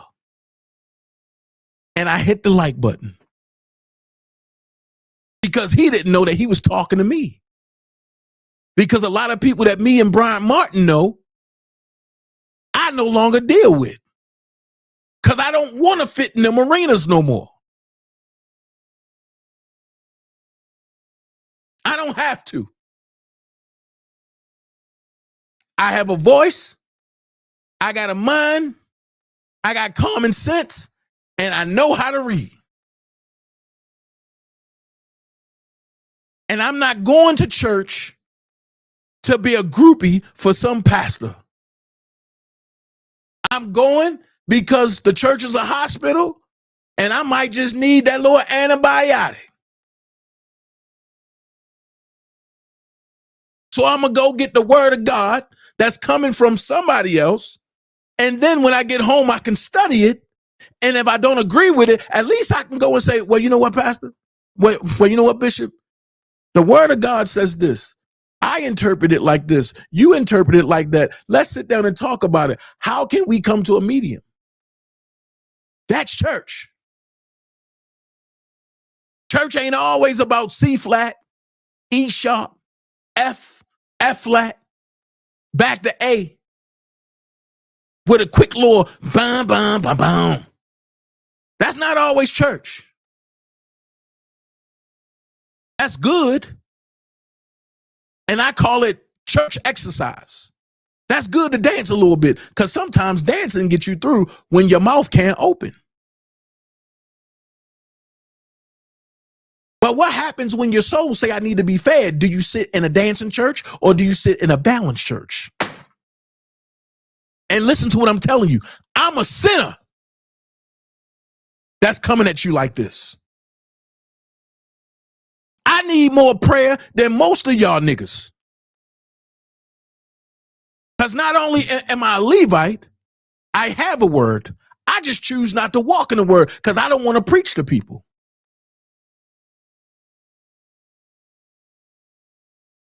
So right now, I'm in my own way. And trust me, if the good Lord ever take me down that road, I never want to be like anybody else. I want to be different. I need my own ism, schism, and Jesus chrisms. But see, people don't want to talk this way because they want to say, this is a racist. This is this. This is this. Y'all so quick to diagnose somebody, but then when somebody sweep around your door and you clamor, oh no, don't talk about it. No, we all got skeletons. Was Charlie Kirk perfect? Hell no. But was he racist? Hell no. Was he a bigot? Hell no. You got to be careful with the devices that these pastors are using nowadays. Because the charismatic is so clever that it captivates you. I'm going to ask you this measure, because we never seen Lucifer. But the Bible said even Lucifer came as a beacon of light.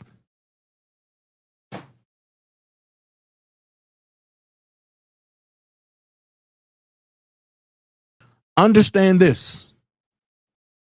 The great falling away from the church is not because of the church. The great falling away from the church is because of the fake pastors and bishops playing church when people are really seeking help. And I go by a motto: if I can't help you, I'm not going to hurt you. I will lead you in the right direction where I think somebody can help you.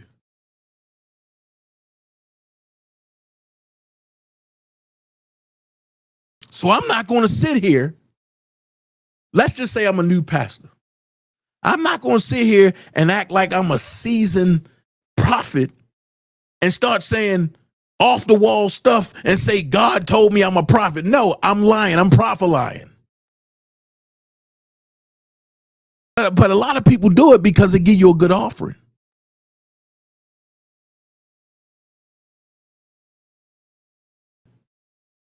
Let's finish listening to what this fool said. And we are not calling for bearing of arms. We're calling for the blood of Jesus to cover this nation from sea to shining sea. Because of what I'm going to do in the next 90 days.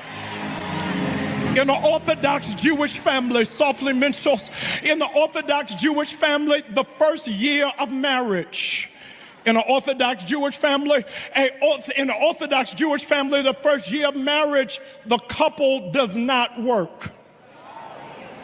The couple doesn't work. The families of the bride and groom give them a house and pay for it for the first year. So I got a question. If that's the case, 3 couples got married at your church. Jamal, why didn't you give them a church? New Birth bring in more money to take care of more communities. Why don't y'all do it? But I'm going to get off of this. But I'm going to get off him. I'm going to get off him. And I'm going to tell you why I'm going to get off him. Because one of the pastors who I connected with in Atlanta, outside of my bishop, is going to speak some facts. Right?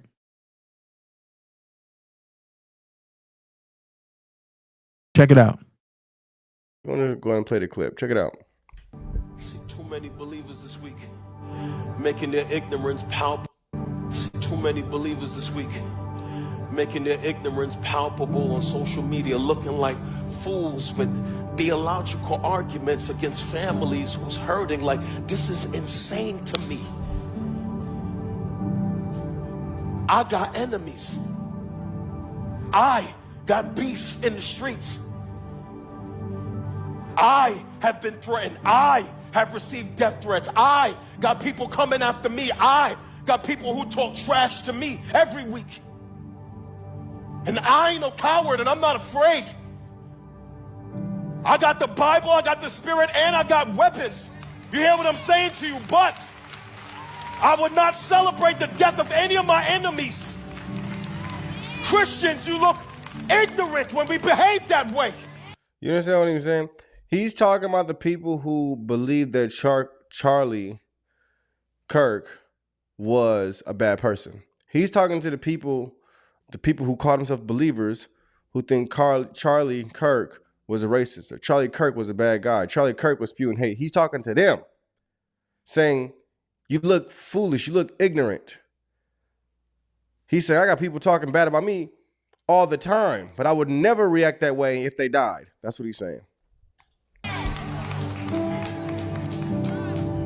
There's a mother hurting. And a wife hurting. And a family of a Ukrainian girl that's hurting. And this ain't the hour to judge in death. What we doing?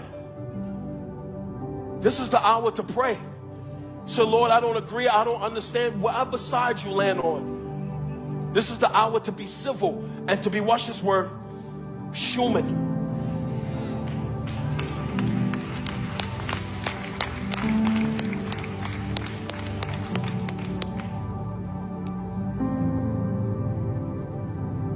I'm not a liberal. I'm not going to celebrate the death of somebody who is. So Father, just pour out a spirit of repentance and healing and prayer. On our sin-sick nation, we want prayer more than policy. More than empty platitudes. Let believers not be moved by their unchecked emotions, but by the filters of the Word of God.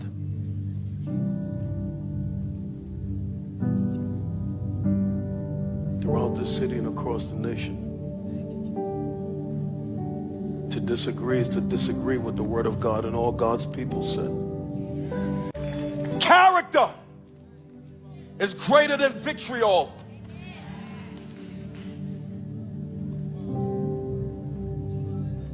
Character is greater than vitriol. And only a fool writes everything they feel. You are foolish to put everything you feel on social media. Sometimes you need to know how to watch this. Shut up and kneel down and take it to your prayer closet. That's what mature Christians do. Don't nobody want to hear your opinion every 2 seconds. That's what immature people do. I don't care if you don't like it. I said what I said.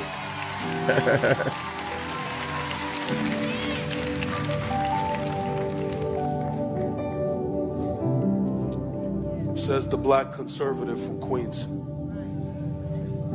Shut up. Pray more than you talk. Slow to anger, slow to speak. Quick to listen, quick to pray.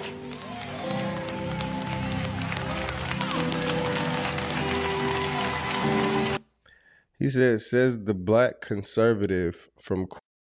Wow. Wow. Wow. But Jamal Bryant did this.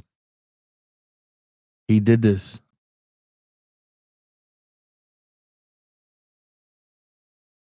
all of these Negro preachers who've been, in fact, talking about that this man that was killed was the answer to Christ in the earth. Y'all ain't saying nothing. They having moments of silence in black churches all over the country over a man that was racist and a white supremacist. How dare you compare him to Martin Luther King? The only thing that Charlie Chris and Martin Luther King got in. Who's Charlie Chris? Who's Charlie Chris? Here's the problem. This is nothing but hatred and bigotry and division, which is nothing but racism. See the difference in the churches? 2819 is real. New birth is a joke.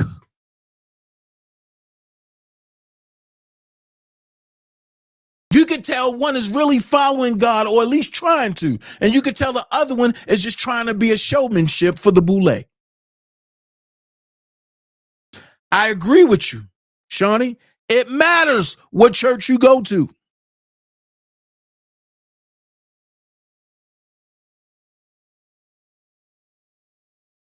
This ain't nothing but hate. Right, Lady Libra? This is hate. Let's finish. In common is both of them was killed by a white man. After that, they got nothing else in common. I'm overwhelmed seeing the flags of the United States of America at half staff calling this nation to honor and venerate a man who was an unapologetic racist. Yo, we cannot be silent about the idolatry and the racism that is going on in the black church. And Jamal Bryant is one of the biggest goofies behind a pulpit. Just because you sitting there hooping and hollering, I said, God said, that don't mean it's anointed. That don't mean it's spirit filled. This is the same dude that went to the gay church with 2 gay men as pastors and acknowledged them as the first gentleman. How y'all still listening to this man like he led by the Spirit and everything he do go against the Bible? I'll tell you why. Because y'all put culture over kingdom and there's idolatry in the black church. Hey, my sis said it best. She said, don't be so pro-black you become anti-Christ. That is the problem. Show me the tape, Jamal. Take the tape of Charlie Kirk being racist and post it on your platform. Because y'all keep running with this narrative. Y'all got a lot to say. Show me the tape. I done looked at every video where they said this man was being racist, and I looked at the clip in context. Find the tape, Jamal. Find the tape. Post it on your page, and let's talk about it. And he won't You do a it. goofy, bro. You a clown, bro. You a wolf, and you misleading the people. And you know how you do it? Because of the hurt, because of the trauma in the black community. Yes, a lot of evil things happen. Yes, there is some racism. Yes, what happened back in the day with slavery and through the civil rights movement, it was awful. But some of you black pastors, you making our people be victims. You teaching the opposite of what the Bible says because you the real racist. And some of y'all make money, right, by keeping our people down, and they looking and they putting all their hope in the pastor. What y'all really, man? I'm sick of it, bro. Show me the tapes. Show me the tapes. Stop making the claims if you don't got the tapes. What's it gonna take for y'all to wake up? It's been so many things that y'all been wrong about.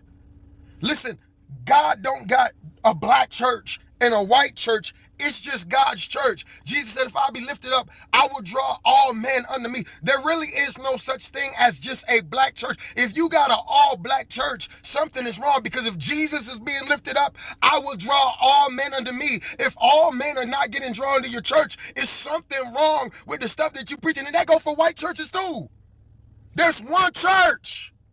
And how is it that the rest of the body is saying one thing, but the black church always just doing the opposite, doing their own thing? And oh, by the way, y'all always seem to agree with the LGBTQ and all of these worldly, liberal people who hate God. How you don't see that? Wake up, man. Listen, I'm tired of it. The black church gotta wake up. I understand that there's trauma, that there's hurt, that there's pain. I get it. But listen, Either the Bible work for you or it don't. Facts. Either you believe what the Bible says Or you don't. don't. Facts.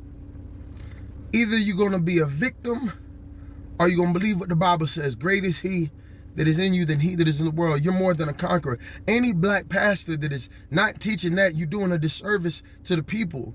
If you're preaching for the people to have a victim mentality, that is not Bible. We are not of the world. We are separate. We are kingdom. I don't care if it's racism. I don't care whatever it's going on. Everybody got problems. Everybody got issues. But greater is he that is in me than he that is in the world. Whatever your giant is, the God in me is bigger. We'll deal with it. We'll address it. But it's almost to the point where it seems like that's what makes y'all relevant. Culture, culture, culture, culture, culture, culture, culture, culture. Y'all put culture completely over what the Bible says.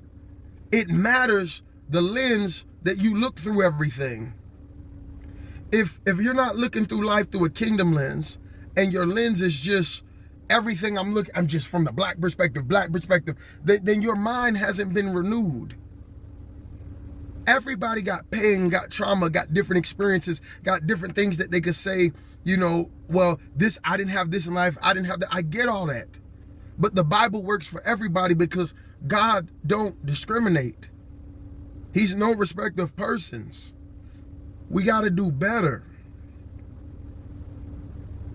It's too much ignorance in the black church. And I love being black. And I love black people. And I love all people, of course. Because I know what you're going to do. You're going to try to flip it and, here uncle this and here this and here that. Nah. Let's get the tapes. Get the tapes, Jamal. Post the tapes. Stop making these claims. Post the tapes. I'm down to have a conversation, but this gotta stop. This gotta stop. Y'all deceiving the people. And it's sick. Wow. Somebody that feel the way I feel. Somebody that feel the way I feel. Hold on. So a Democrat deranged gunman kills a Democrat representative in Minnesota and her husband, then goes to another house and kills another legislator and shoots another legislator, shoots his wife. They go into the hospital, multiple surgeries. I guess we pray they're going to be okay. His car is captured. He has no King Day flyers information in there. And when you turn on the television, whether it's Fox News or whether it's CNN, they're not able to say that this was politically motivated. It's too soon. But even on Fox News, they bring on the guest who talks about this means we need to have a serious talk about gun control. We need to start to tone the rhetoric down. They bring up January 6th, something from 5 years ago, to talk about Republicans and how they're out of control. Every single one of these political assassinations have been by Democrats. We can go all the way back to the baseball game. What is it, 8 years ago that Scalise was shot up on the baseball field by a deranged Democrat? You got the president, he was at least 2, maybe 3 assassination attempts. Democrats. And now this, Democrats killing their own. But yet somehow Republicans have to tone down the rhetoric. And No King's Day still goes on across the country, even though they're telling people in Minnesota to sit down. You can't make this up. And this story is going to go away because it shatters the narrative. So a Democrat deranged. Wow. I told you people are tired. People are fed up with the lies. People are really tired.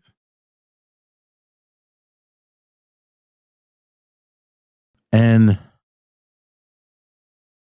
a good friend of mine, know Lord Tyson III said, Dana J, let me get an understanding of why you posted this video. And the video is the video that I'm about to show y'all next. The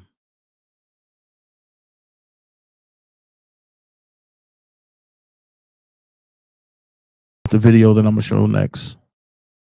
But he said, Dana J, let me get an understanding of why you posted this video. Are you suggesting that if the two very prominent pastors that I play for here in Pensacola, or even my uncle in Baltimore, didn't address this man's murder, that we should leave their church? Do you really feel that way? I'm going to play this video. This is the last video that I'm going to play today, because tomorrow's part 2. And then I'm going to answer that, because he's legitly asking a question because he want to find out why. I played this video. Here's the video. Check it out. What's up, you guys? So if you hear kids in the background, it's because I am on mommy duty and Ellie is partying right now, okay? But I Marcus can't Rogers, believe I have to go live about this, but it's 2 things I want to address. I was only going to address the statement that I made about Charlie Kirk and people, your pastors, your leaders, addressing him at the church. But I'm going to address also the Charlie Kirk's family's fund, okay?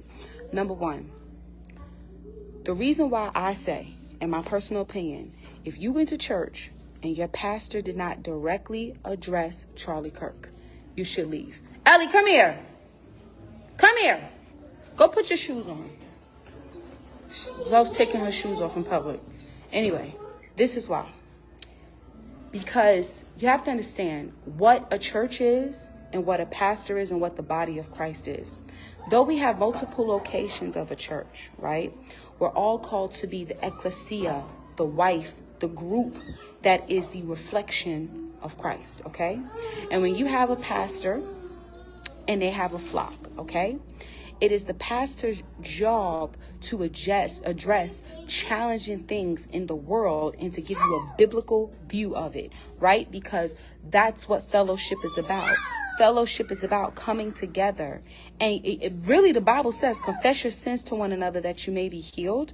In the same way, there's a place where you're supposed to come together and talk about the things going on in your life, the concerns, and ask for prayer and try to get clarity and understanding from your brother. That's called iron sharpening iron. You understand? So when you have a church, a pastor going before a congregation where something is catastrophic as Charlie Kirk being murdered for the world to see. The world saw this. This is very different from even JFK or Martin Luther King, because, you know, we didn't have social media at the time. We didn't have the access to our phones and the clear videos and things like that. We did not have that. So for me, I believe that Charlie Kirk's murder was probably one of the biggest assassinations ever, because the world saw it in real time. People saw the videos in real time, right? So you can't see a video like that and not feel some type of way. You cannot see something like that whether you enjoyed it or whether it bothered you. There's no in between. It's like, if you don't care, you're probably a psychopath, but you either enjoyed it or it bothered you, right? So as a pastor who knows something just bothered the world, it is his job to address it from a biblical standpoint. Period. If the pastor does not have the gall to address it from a biblical standpoint, I can guarantee you it's because he doesn't want the consequences of addressing it. He doesn't want to be seen as if he's picking a side. He doesn't want to, or I hope whoever your leader is, does not want to be seen as if they're picking a side. And unfortunately, with the death of Charlie Kirk, you're kind of stuck there. You have to pick a side. You're either going to be someone who celebrates his death, and if you don't care that he died, or you just think, oh, that's white people stuff, you're just as evil as the individual celebrating it. Just so you know, there's no fence. When it comes to the kingdom of God, there's no fence, because the fence belongs to the devil. My Bible tells me hot or cold, lukewarm, I will spit you out. Okay? So when it comes to his death, his assassination as a Christian man, as a pastor, dealing with the flock that deal with everyday life, for you to avoid the conversation and not say something about it, I would not go to that church. Number one, that pastor does not have any balls. The pastor doesn't have heart.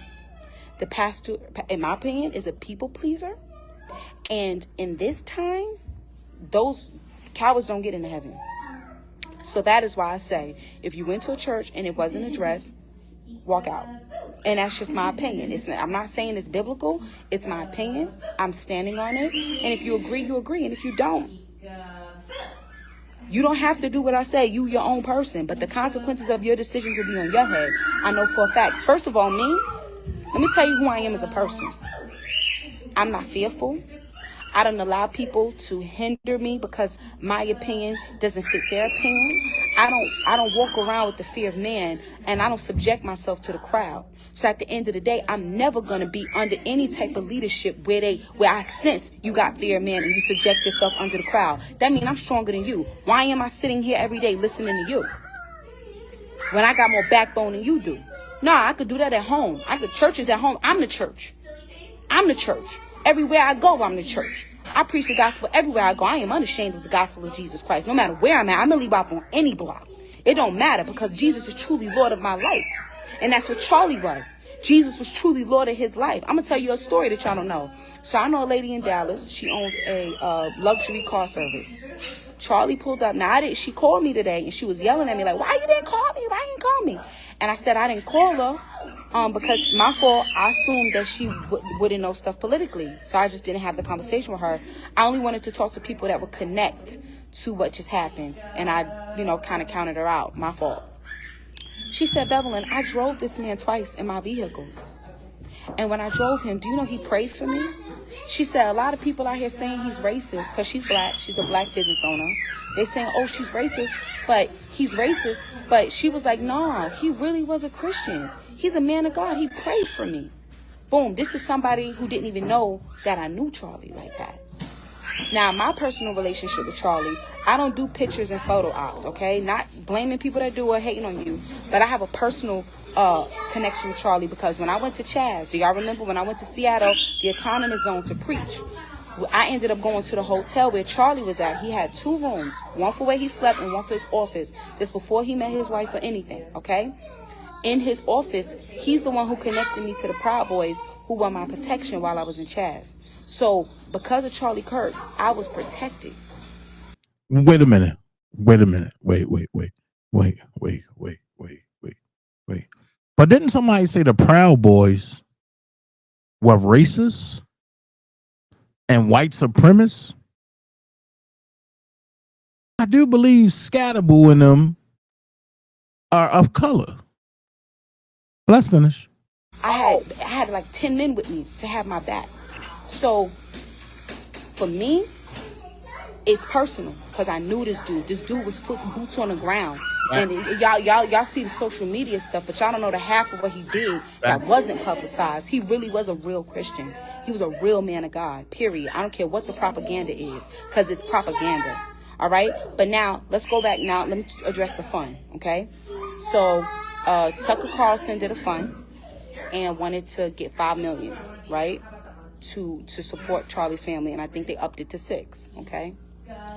So some people donated, and it's getting up there. But I hear a lot of people in my comments like, oh, well, he was worth $12 million, and he really doesn't need the money, and I'm sure he'll be well taken care of. Da-da-da. You selfish.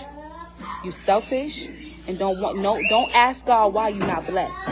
Don't ask God why you live from paycheck to paycheck. Right. Don't ask God why, Lord, why my storehouse ain't full.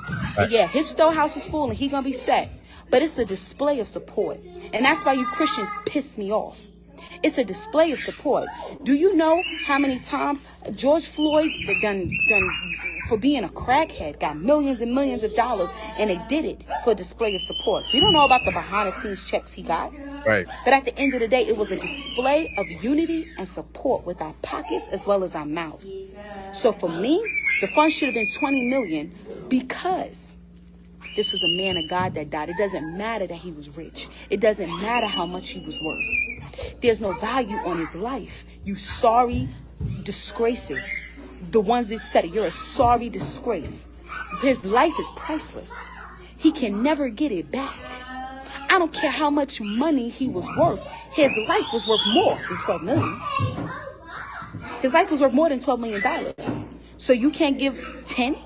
You can't give $1 just to show you the support, to sow a seed, to partner with this man who stood 10 toes down behind Jesus?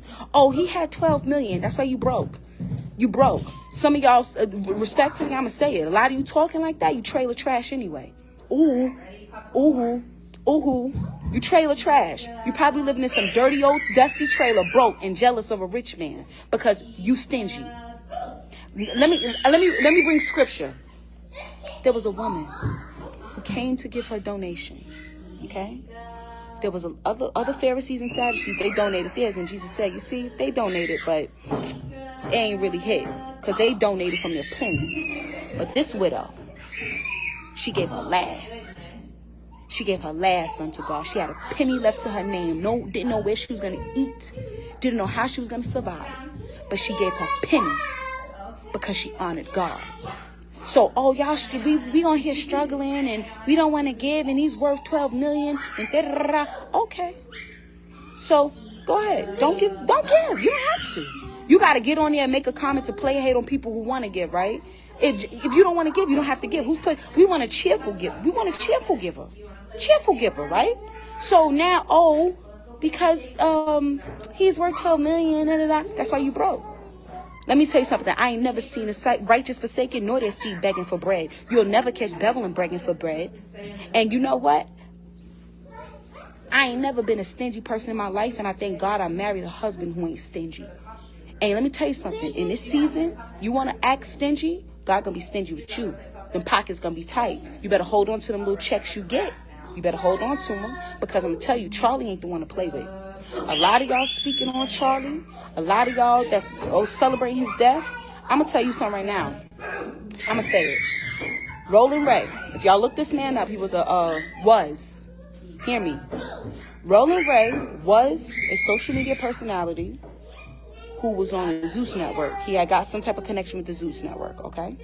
When I got stabbed back in 2020, you can look this up. This is fact. Roland Ray mocked me. He mocked me getting stabbed. He was mocking me, and it did not feel good. Laying in a hospital bed and reading the mockings that I read, it did not feel good. It hurt, because I really was stabbed for doing the right thing. I really was stabbed for honoring God, okay? So Roland Ray mocked me, and I said, all right, it's cool. Charge it to the game. They never found my stabber, and people was online mocking me. That was 5 years ago. Roland Ray, in 5 years, Roland Ray had burnt himself. He got caught on fire because he wore a wig. He was a tranny. He ended up catching himself on fire, got 30-degree burns all over his body. He ended up in the hospital. And then guess what? Just found out September 3rd, he died. 28 years old, he dead. Now, am I saying, oh, don't talk about Bevelin or you're going to die?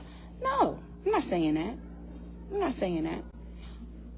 But you better watch. Don't be so quick to celebrate evil. Don't be so quick to celebrate the devil.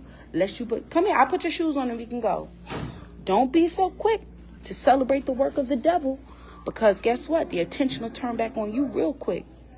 A lot of y'all over here celebrating him dying, you won't be, okay. The target's on your head. And the last thing you want, and God ain't the type that's going to just send wrath on you. No. God is the type, he'll do this. Okay. Hands off. You want to mock my son who served me honorably, and you want to mock and celebrate his death? The last thing you ever want in your life is for God to take his hands off you and let Satan have you any which way he wants you. That's the worst thing in life ever. And the only person who ever experienced that for real was Jesus, when he said, Ili, Ili, lama sabachthani. Because God had to take his hands off of Christ. Because Christ was to pay the ultimate price for sin. Come here, Ellie. Come here. Let me put your shoes on and we can roll. But a lot of y'all want to be on here mocking and y'all want to be on here not caring that a man of God was martyred, good luck to you. I wish you the best. But I tell you now, the one who publicly mocked me and celebrated my stabbing, he not living right now. He's dead, good as dead. 28 years old. He didn't even hit 30. So keep playing with it if you want to. This is not the time for twerking. This is not the time for joking and games. We are living in real serious times. We are watching a revolution happen before our very eyes. As far as I'm concerned, Charlie Kirk is one of the biggest displays of martyrdom this world has ever seen. If y'all want to walk around here playing, y'all want to play with God, and y'all want to play and be selfish, go ahead. You're going to be set aside. But there's glory coming. There's a great awakening happening, and you will not take part in it at all. And like I said, if your leader, let me put her shoes on, Ellie about to go upside my head. And if your leader is not doing his part, declaring the work of the Lord and saying the truth and preparing the church, the body, to be what God called them to be, that ain't your leader. And you need to go about your business. And that's just what it's going to be. That's what it is. So, y'all, let me get back to my daughter before she kicked me in the forehead. Love you guys. Have a blessed one. So I'm going to answer my homie's question.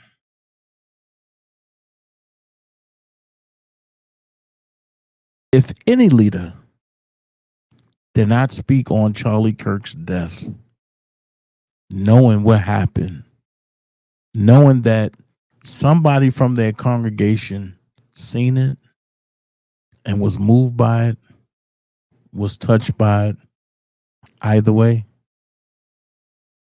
you should leave. That means that church is desensitized and the leader is desensitized or scared to talk about it or just don't care. I'm open to have a debate about any and everything about it with anybody. But right is right and wrong is wrong, and Jamal was totally wrong. And I hope Charlie Kirk's wife, Erica, sued Jamal and that other pastor for putting such a lying tongue and tag on Charlie Kirk in death. And I'm going to send Erica those clips of those two pastors. Right is right, wrong is wrong. Judah said, Jamal, did you make amends with Ray J? I took my hand off of it. Whatever happened to Jamal happened to him. I'm not sticking up for him no more. It's over with me.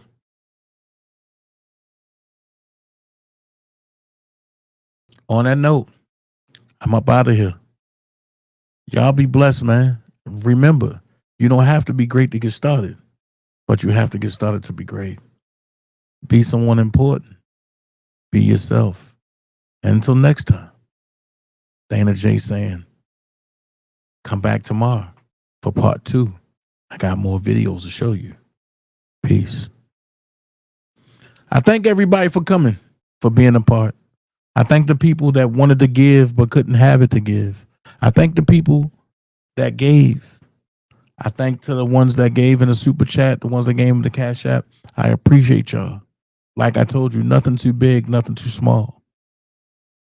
At the end of this week, my goal is to fly to Arizona for Charlie Kirk's funeral. That's my goal. I don't know if I'll be able to make it because I have to get my car fixed and I have to take care of some other things. But listen, don't let nobody propaganda you into believing the lies that they believe. I don't care how much of an influence they have. Like I told y'all from day one,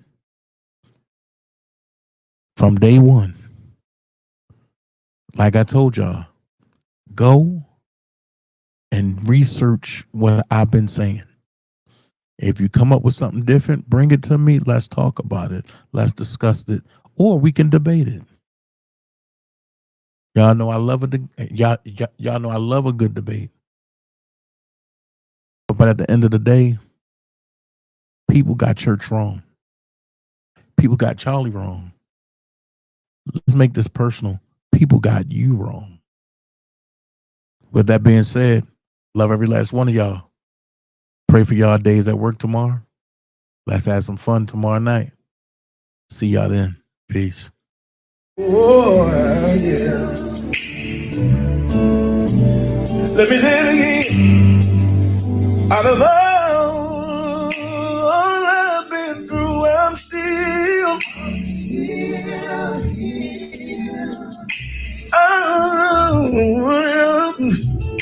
Said I've been lied on, mistreated, talked about and abused, but I'm still here.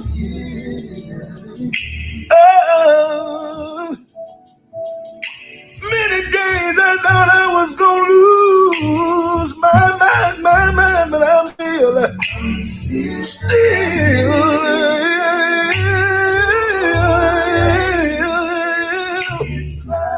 by the grace. I'm gonna say it one more time. I'm gonna say it again. I'm gonna say it again. Lost a lot of people and lost a lot of things, but I'm still here. Somebody can testify and tell somebody. Many people turned their back on me and walked away, but I'm still here. Oh, Jesus, can I be honest today? Life ain't really been easy, but God's been good, and that's why I'm still here. Oh, it's by the grace. Let's go, y'all. Let's go. I'm still